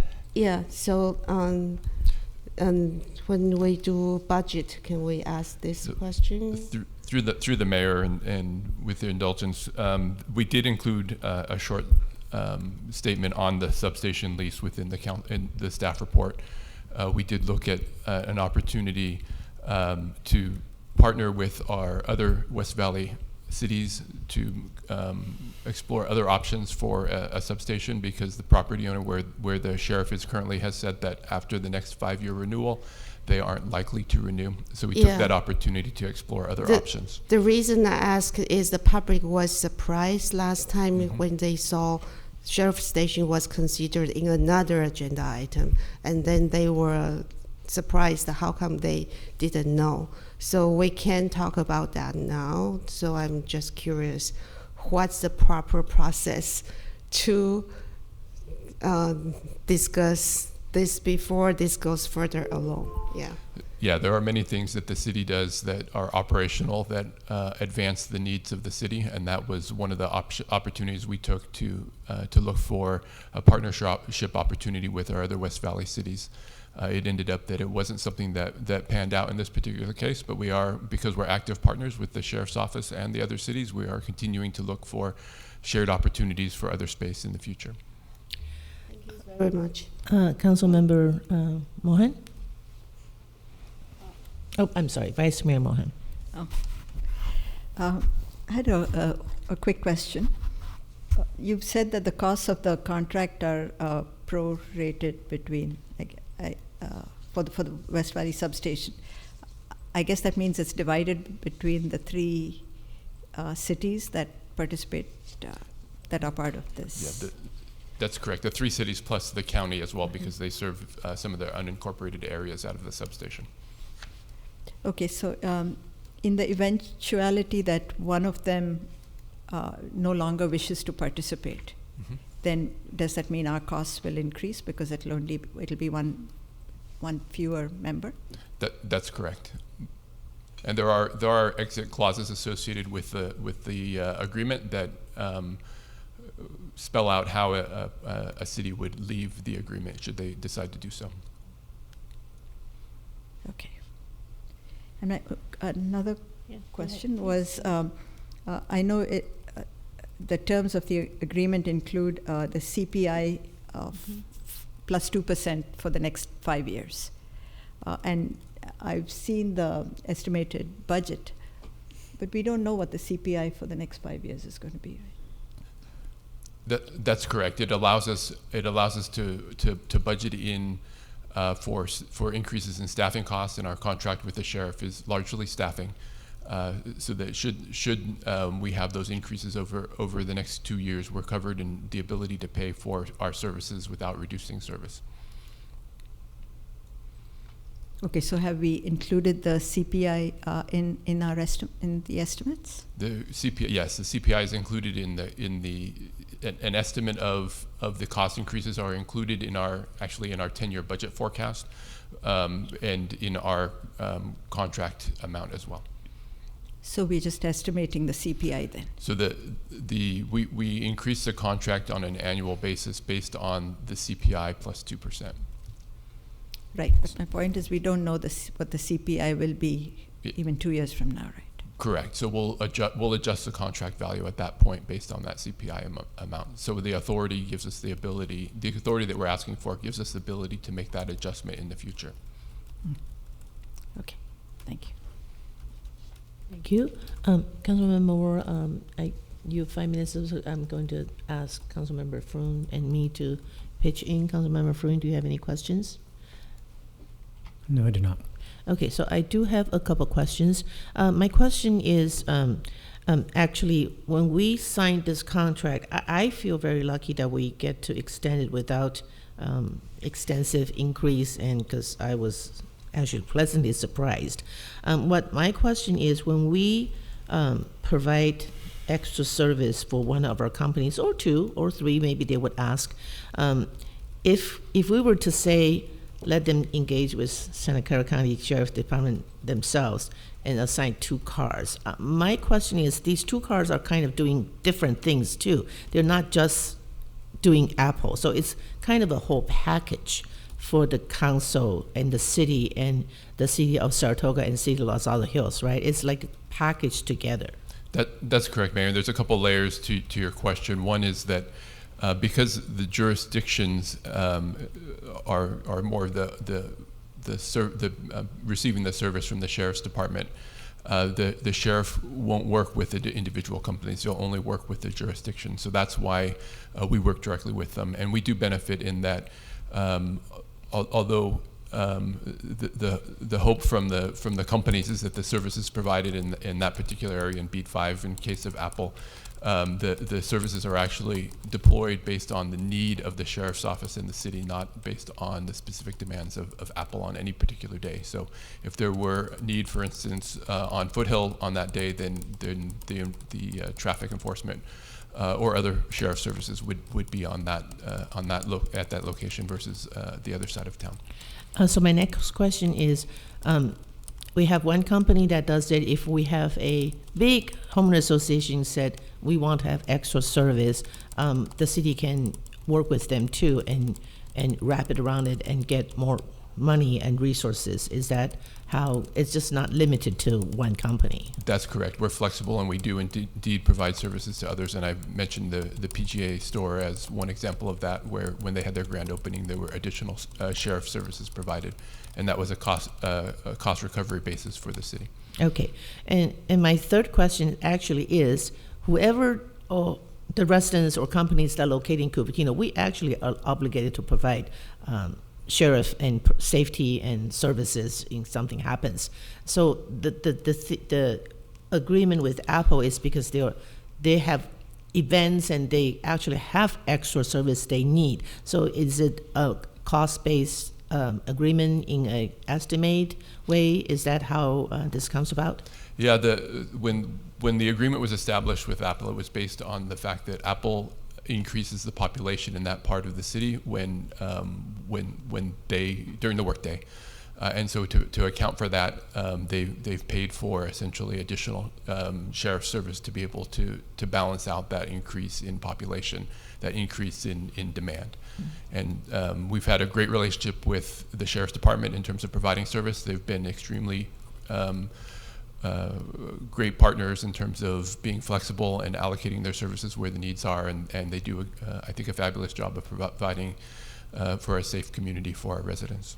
So follow up your answer. So I want to conclude and see. Let me tell me is correct or not. Actually, the County of Santa Clara Sheriff's Department would not negotiate with a private company. It has to go through a city service because they locate in our city. That's correct. Okay. And the second is, if it's marked as a donation, I think we don't get into Apple's, operating costs. We're not in their finance.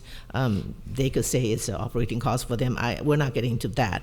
My questions for the city attorney: if it's marked as a donation, can we mark it as anything else?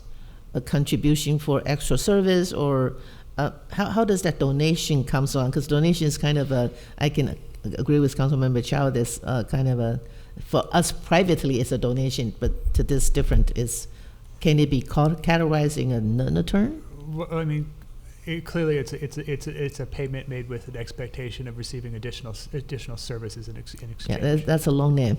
Yeah. So if you can come up with some short names, that might alleviate some of the questions on that donation part, because it is a service, it's extra service. Correct. Yeah. Okay, so if Mayor, I think we understand that the donation framework that was established back in the day is probably not the clearest terminology for it, and when we renegotiate the contract, I think that'd be a great thing for us to include as looking for alternative terminology or alternative structure. Okay, thank you. Because my time is up, because when we have other big developments coming up, we might encounter the same thing too. So thank you. Thank you for the clarification. And I'm done with my question. I think Councilmember Moore, you don't have time yet, so a quick 1 minute question? Okay. Yeah, so who pays that lease?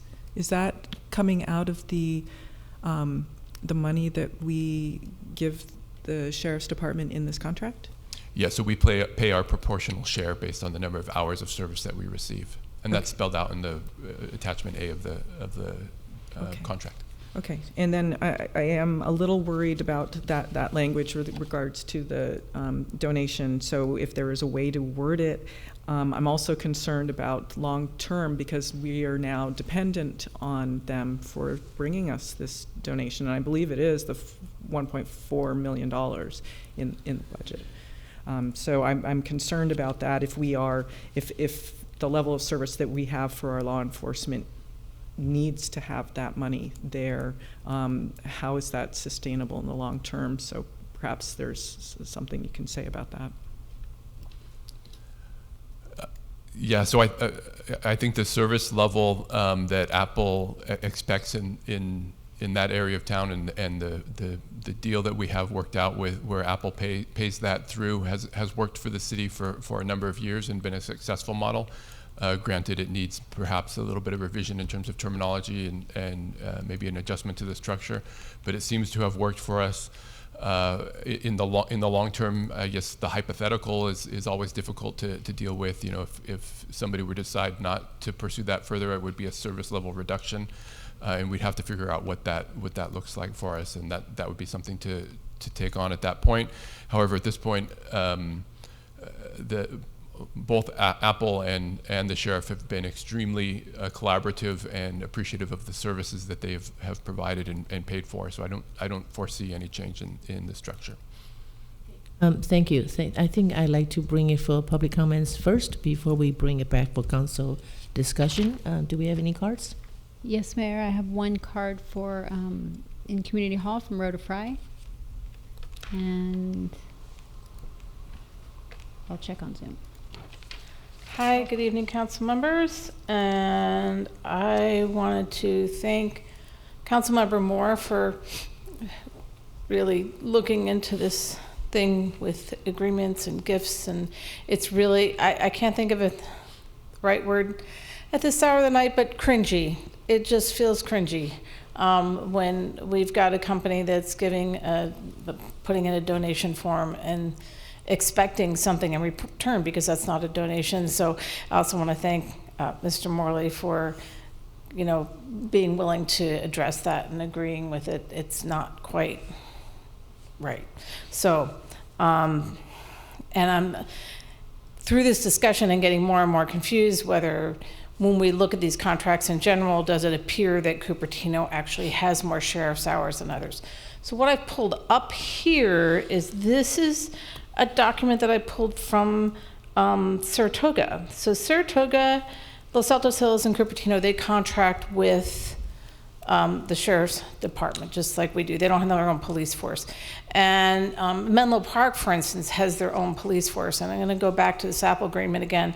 I'm hoping also that Mr. Morley and his colleagues can really drill down a little more on the Apple issue with its sort of public-private policing. This was a big issue in Menlo Park. They were doing similar with Facebook, and while everybody needs to have that protection, I think it is worth drilling into.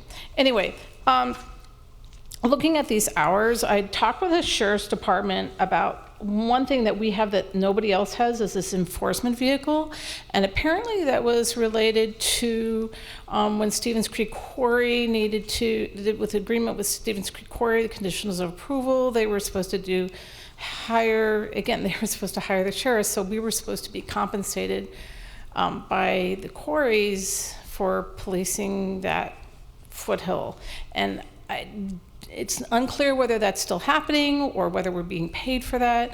And so I'd like us to look into that and just really look into how many of these things are continuing to be valid. One of the things that really stood out to me is that when I looked at the size of our population versus the number of hours that we have, especially when we look at investigative services, are really high compared to other cities. And I have the feeling that, and this we discussed this a little bit today, was this might be related to that we have a larger daytime population. And I want to make sure that there's a nexus, a connection between the services that we're getting, that the people who are using the services are the ones who are paying for them. So the companies really are being paid maybe through, and I'm sorry I'm losing my word.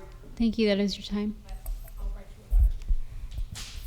And we have one person with their hand raised on Zoom, San R. Welcome, San. Hello, City Council. I would urge you to please approve this consent calendar item as is. We've already spent too much time on this agenda item. For some reason, Apple, anytime it features on the agenda, attracts a lot of attention. Apple has been a model business in the city. The city has benefited greatly from Apple.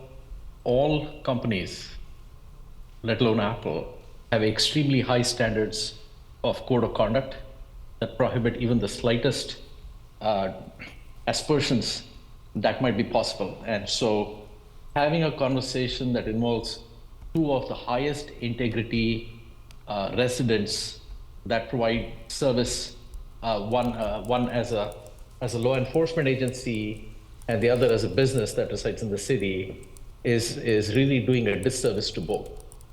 And we need to make it smooth and frictionless to do business in the city, as well as make it smooth and frictionless for law enforcement to remain at the closest location within Cupertino so they can provide the fastest response times in case of any emergencies. So kindly approve this agenda item. We should not be wasting council time on dais talking about these minor items. I would urge our council members to please focus on the biggest impact you can have in the minimal time that you get on dais. This is not time to be spent on minor items like this, which rightly was tagged as a consent calendar item. Thank you. Thank you, San. Mayor, no further speakers? Thank you very much for the comment. I am going to close the public comment and bring back to council for comments. I am going to make the comments myself first. I'm getting mixed messages here from comments from both the floor and the council members. If the companies pay, we don't like it. If we don't pay, we don't like that either. And the Corps needs to pay, but Apple is paying. We should not get. I tend to want to agree with the last comment that we need to move on. We have a very good contract, and I'm not hearing complaints about our sheriff's service, and to get money from the major companies in our town, maybe not limit to Apple anymore. According to our Assistant City Manager, Matt Morley, is the amount of people they bring in that we need to, the service we need to provide, and for the neighborhood that the company is actually collaborating with us to keep Cupertino safe. So I am going to make a motion to move this thing forward to accept the recommended action. I'm looking for a second so we can do discussions and move forward. Second. So we have a motion and a second. I'm going to open up for discussions for, this is already almost 10 o'clock. We have two more items. So I would like to ask my council members to make it short, please.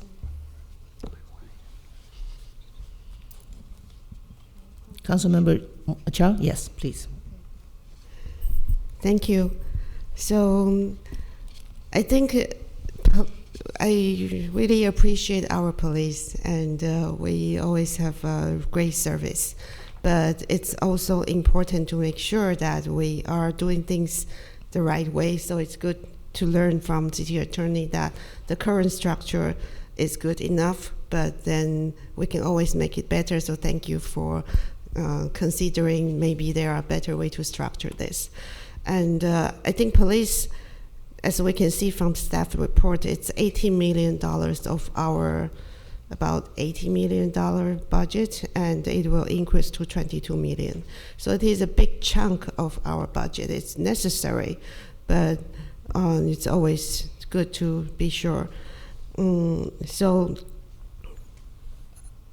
So I'm happy that we are getting this great service. Sorry, I lost my train of thought. I'll come back later. Do you have any more comments? Councilmember Moore? Yes, so I do want to point out, in the same vein of what Councilmember Chow was saying, that it is a large contract. So it's 18 million growing to 22 million for a total amount of $102 million. So I respectfully want people to understand that we're making a decision about $102 million spend here. So it's worth our time if we see things that look a little unusual within the contract with this donation form, that we point it out and talk about it. And I do think that our budget needs to actually say what that revenue is from. That's the $1.5 million. We need to make that plain to the public. And within this contract, it has to include this information and not use a donation form from 2018. It's got to be direct, use plain language, and I think that's the more appropriate, transparent way to handle this, and not leave people asking these questions, and having, if it's okay what we're doing, then put it in writing and we'll move forward. And yes, I agree. We've got wonderful law enforcement in Cupertino. It's a very safe city, and we have our sheriffs to thank for that. Certainly agree with that. Thank you. Okay, Councilmember Chow. So the question was about police service provided for Quarry or Lehigh. So I'm curious, do we have any other agreement with other companies for any of the police service for them? So we do not have any ongoing agreements with other companies. We have the episodic agreements for additional service, as we've talked about already, but nothing that's ongoing. So for Lehigh, there's a lot of truck traffic going through our city road. I think police has been called, but they don't contribute to any police contract.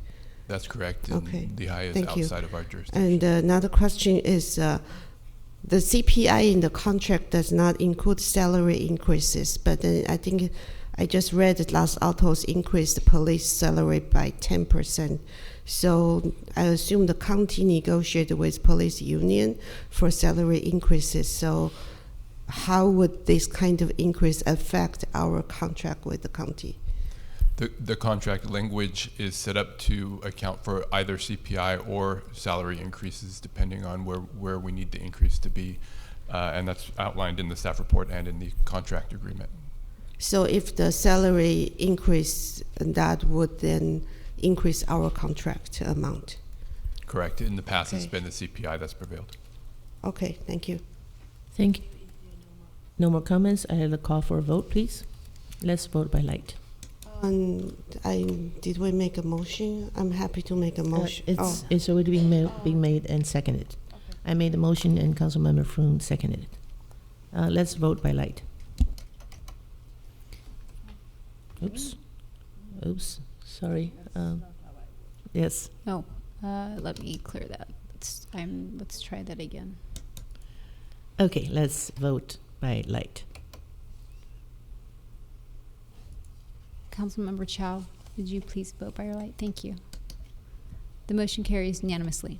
Thank you, Madam City Clerk. Let's move to number 10. Hungry Jack's Corporation, the Blue Pheasant, lease agreement 22-100 Stevens Creek Boulevard, Cupertino 95014. And it is to approve a force amendment to the recreation agreement with Snapology of Los Gatos, DB. Oh, I'm sorry. I was reading the right one. Forget about the 9. Okay. The Hungry Jack's Corporation. And the recommended action is to authorize the city manager to execute a 2-year lease agreement with 3 optional 1-year options to extend with Hungry Jack's Corporation for 22100 Stevens Creek Boulevard, Cupertino, California 95014. It's called Blue Pheasant. Do we have a staff report? Thank you, Mayor Wade. We have the staff report in the packet, and I also received questions from Councilmember Moore earlier, and that's in the supplemental.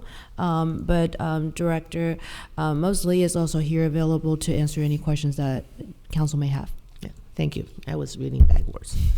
Okay, so Councilmember Moore, since you pulled this item, would you like to ask the questions first? Okay, so I pulled up all of the lease agreements for Hungry Jack's. I think that's right, Hungry Jack's Corporation. Okay, so starting in 2005, the base rent was $6,982 per month. It stepped up into 2008 at $7,630 per month. In 2008, the lease base rents were then modified.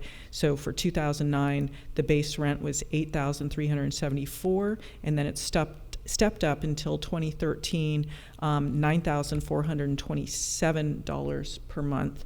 And then in 2013, the lease base rent was dropped to $6,875, but what was added on was a 6% of gross sales, and gross sales includes sale price of food, items, sundry food items, non-alcoholic and alcoholic beverages, and other commercial items sold. And my question is, was that at that time, because that was a pretty significant base rent drop, and we're basing this contract off of the 2013 amount, and I'm not sure if I was seeing that it was $68.75 at that time, so I'm not sure if our contract is reflecting it, but would you happen to know if they dropped that amount from $9,427 to the $68.75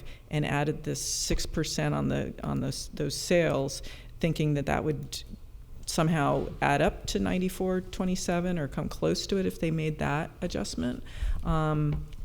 Because I believe your report was showing that their sales were about $36,000. So the 6% is maybe $200 at most. Excuse me, Council. Chad Mosley, Director of Public Works. I probably could have been a little clearer in the staff report. The 6% of the sales that the city receives in revenue is about $30,000 to $36,000. So that's on top of the base rent. Does that provide the clarity? So that's the $3,000 more added on. Is that what you're saying? So $3,000 per month gets tacked on. That's much better. Okay, thank you. Sorry. Okay, but I'm still, I will say that I'm not really liking that part of our revenue is based on the food that's sold and the alcoholic and non-alcoholic beverages. I'd almost wish that part was struck and we went back to the base, just a flat base rent, and not have this part impacting our finances. Okay, that's it. Thank you. Thank you, Councilmember Moore. Do you have questions from the council? If not, I would like to open up for public comments. Okay, let's open up for public comments. Mayor, I see no hands raised on Zoom, nor do I have any speaker request cards. Okay, I am going to close the public comments on this item and bring it back for council for discussion. Anybody wants to make a motion and a second so we can start the discussion, or we want a discussion first?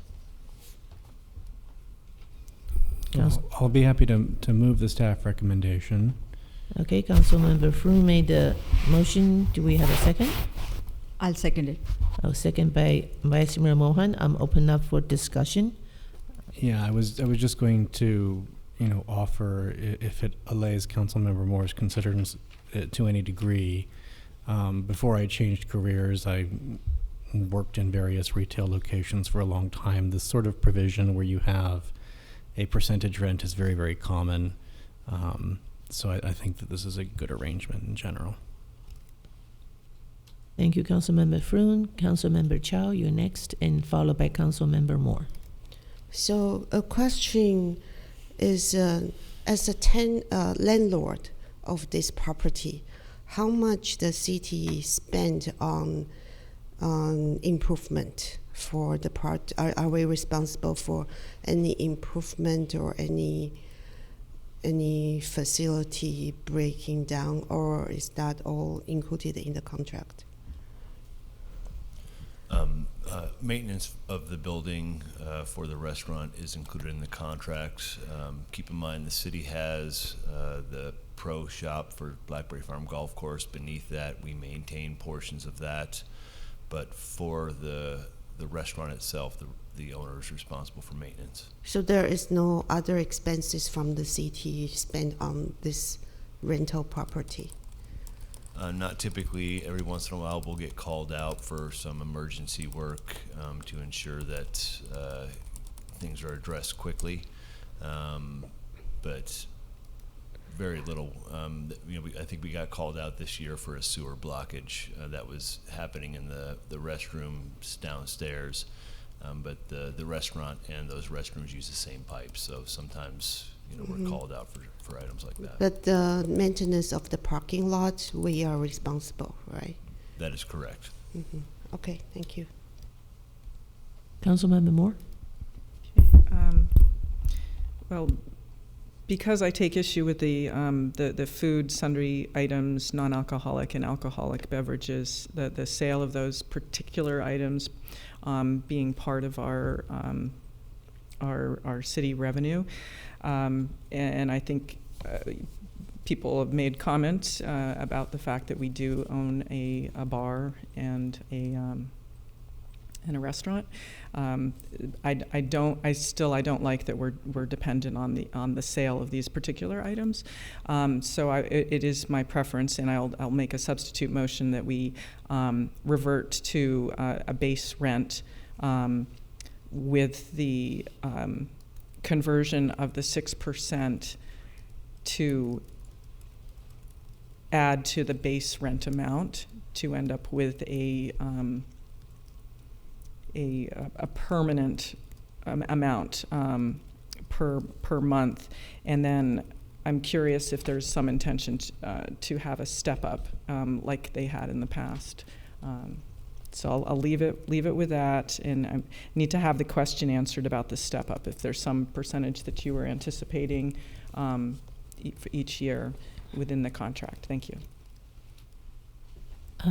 That's a motion. I don't see that very complete. It has some questions in there. I would want it to step up, but I don't know what the intention was of the city staff on that. Because I don't think they're assuming that the gross sales are going to be increasing by like 3% each year.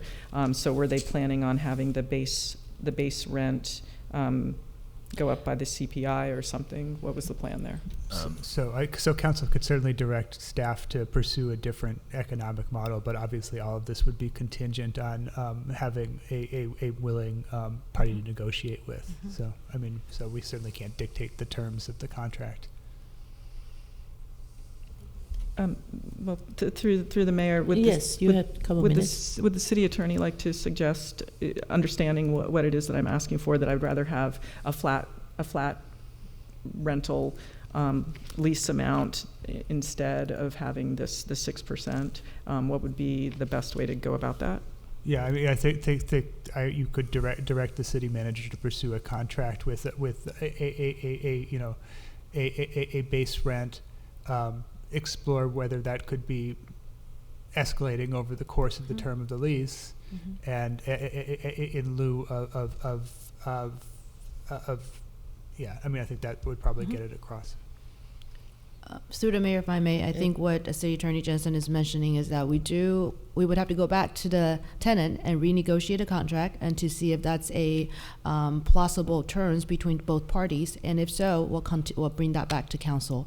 Until that has happened, we'll continue to renew the current month-to-month lease, and that is currently based on the base rent plus the 6% model. Is that your motion, Councilmember Moore? Yes. Okay, do we have a second? I'll second. Okay, we have a motion, actually a substitute motion with a second. I'm open for discussion. It's getting late, so let's keep that really short. So according to Councilmember Moore, the base rent in 2013 was $9,400 per month. And per staff report, if we divide the annual amount, about 110,000 by 12 months, that's 9,100 a month. So we are getting less amounts than the base rent from 10 years ago. And with the inflation and the increase in rent in this area, that doesn't seem to make sense.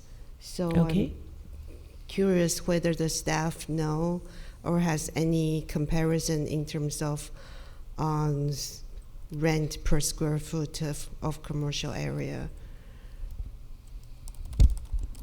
Just for clarity, we're averaging about an additional $3,000 a month in revenue on top of the $6,715. So with this rate, it is more than what you were declaring in 2009.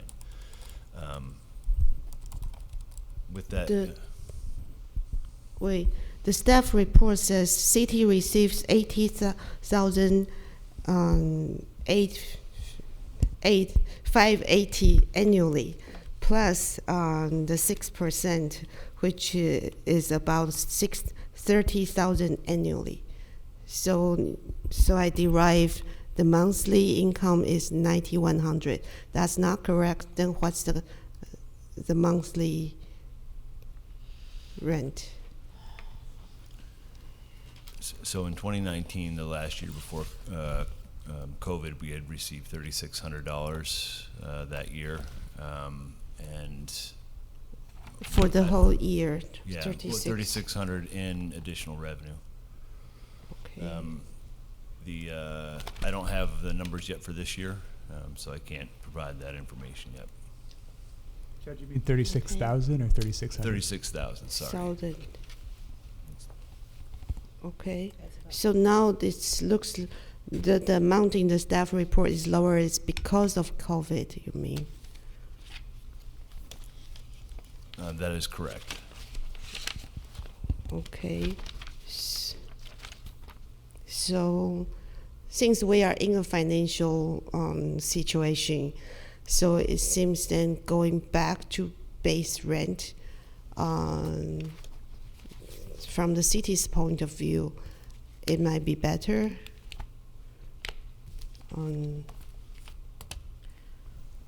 I think that's dependent on whose view you're looking at. My understanding is back in 2013, the rental structure was renegotiated to align more with industry standard, as Councilmember Fruin had indicated with the percentage portion of the rent. I think the percentage portion of the rent makes sense, but the base rent hasn't increased from 2013. I think the intent is that the CPI, or the increase in expenses of goods, will cover the increases. But shouldn't we increase the base rent annually per CPI also? I think that's your decision. So is it common for the base rent to increase? I'm unsure of that. So the current contract, basically, the base rent is about the same as 10 years ago. Correct. Okay. Thank you. Councilmember Moore, you have I believe you have a couple minutes. Yeah. Okay, just a quick question. I could not locate the square footage of this facility, and do you happen to have that number? The square footage is, I believe, 6,800. That includes, I think the restaurant itself is 45, and I think there is some office space down below, some office and storage space down below. Okay, thank you. Yeah, so I would like to know if it's common for, say, if we were to look at Main Street, Cupertino, and there's a lot of restaurants there. And I can recall seeing some costs per square foot to lease a few years ago, and I don't recall seeing something that said that you would give a percentage of your gross sales to would be part of your lease agreement. It was simply a square footage cost. So I'm wondering for the restaurant business if that's actually something that is that common. I'd like to hear about that. But going back to it, I'm going to really hone in on the fact that our revenues are dependent on the sale of food and alcoholic beverages. I really don't think that has a place in our city contracts. I mean, it just doesn't look right.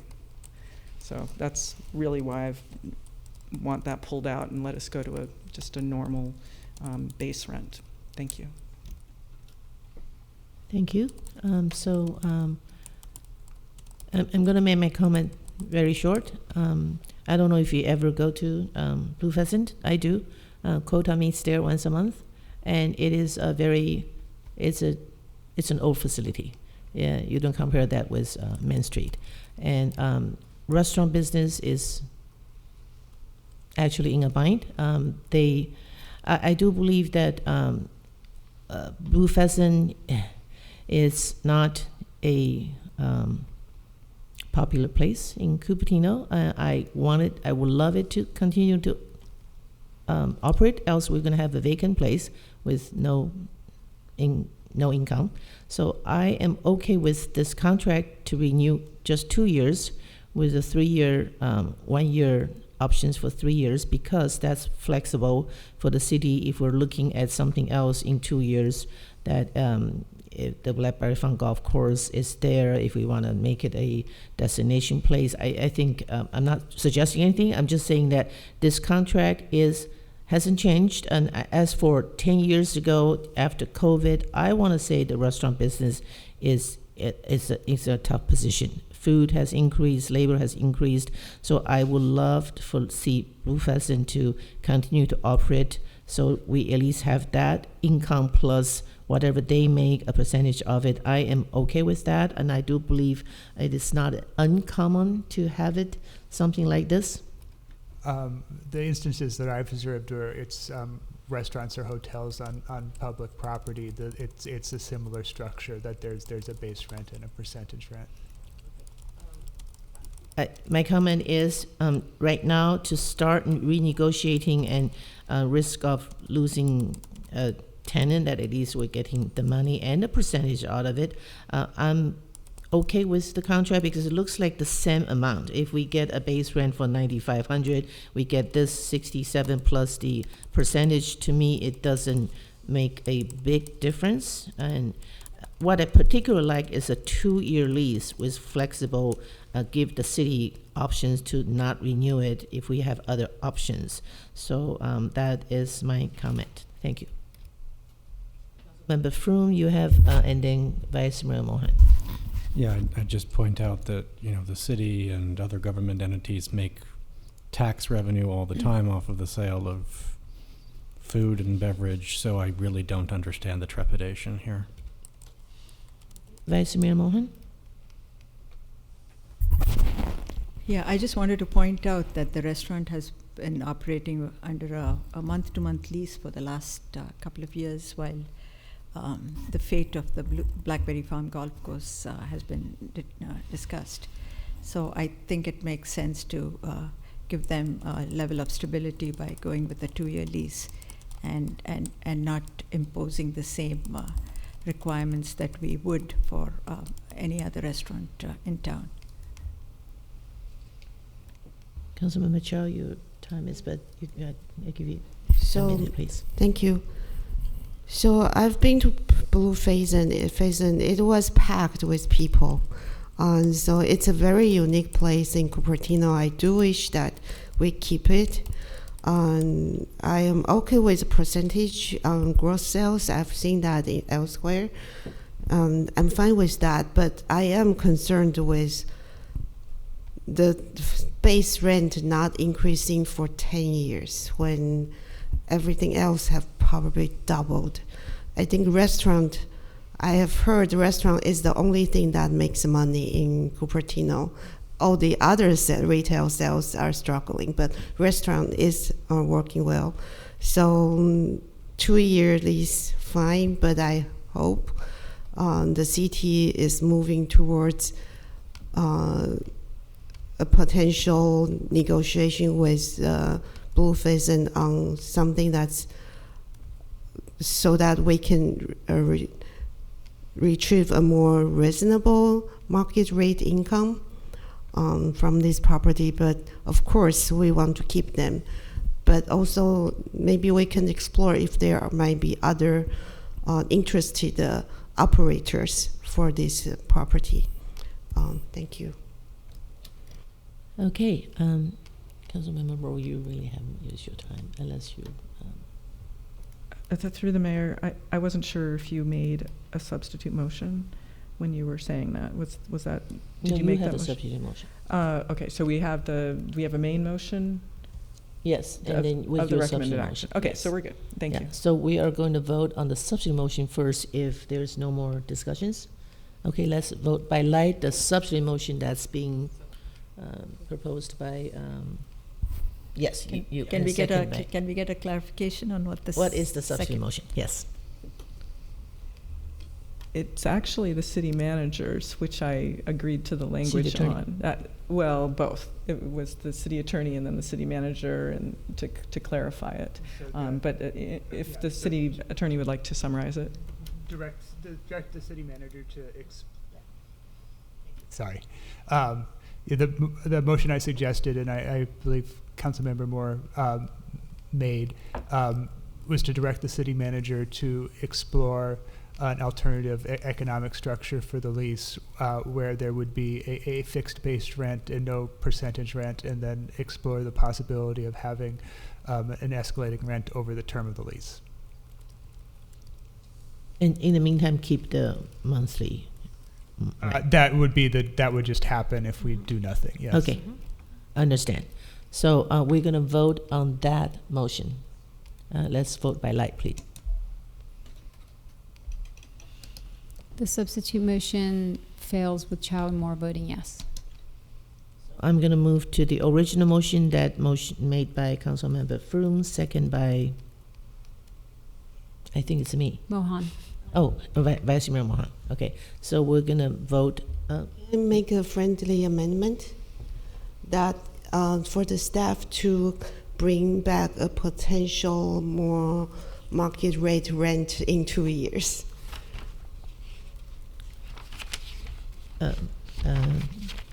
Okay. So we explore potential opportunity of more revenue. Okay, that is a friendly amendment. I want to say that contradicts with the contract. It says optional 1 year option to renew it for 3 years. I can't, city But attorney, you said can it's you flexible, right? Can you explain it? If we add this friendly amendment, will it work? It would be possible for staff to explore other options for the use of the property before when the initial term expires and before exercising any of the options. Yes. I understand. Okay, so that's a friendly amendment, and I'm going to ask the original motion. Councilmember Froome, would you accept the friendly amendment? No. Okay, the friendly amendment is not accepted. And so if there's no other friendly amendment, we're going to vote for Councilmember Froome's original motion, second by Vice Mayor Mohan. And let's vote by light, please.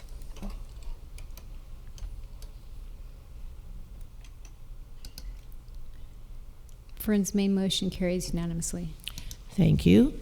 And I believe we have finished all the items, and it is 10:30, which is our time. And I would love to see your video, Sure. if it's short.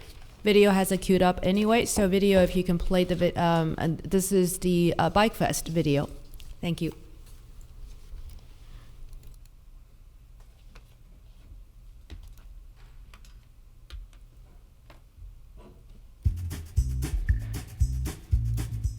It's 9 o'clock, and that means it's time to kick off 10th annual Cupertino Fall Bike Fest right here, right now.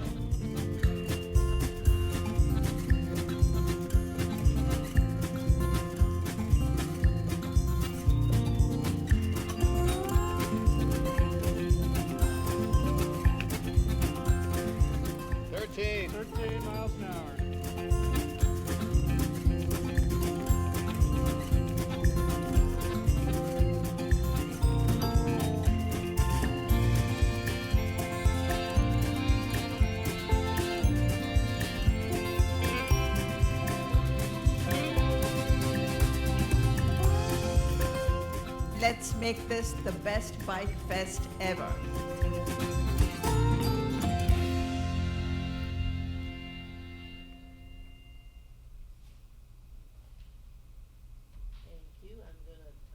I'm going to adjourn the meeting.